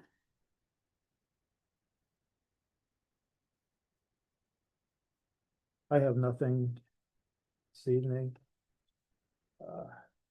We do have an executive session posted. Mr. Toth has a brief or? Yep. So. At this time, I move to the board to enter into executive session under Massachusetts General Law, Chapter 30A, Section 21A-2, negotiation with non-union personnel, interim town administrator. We will reconvene in open session only for the purpose to adjourn the meeting.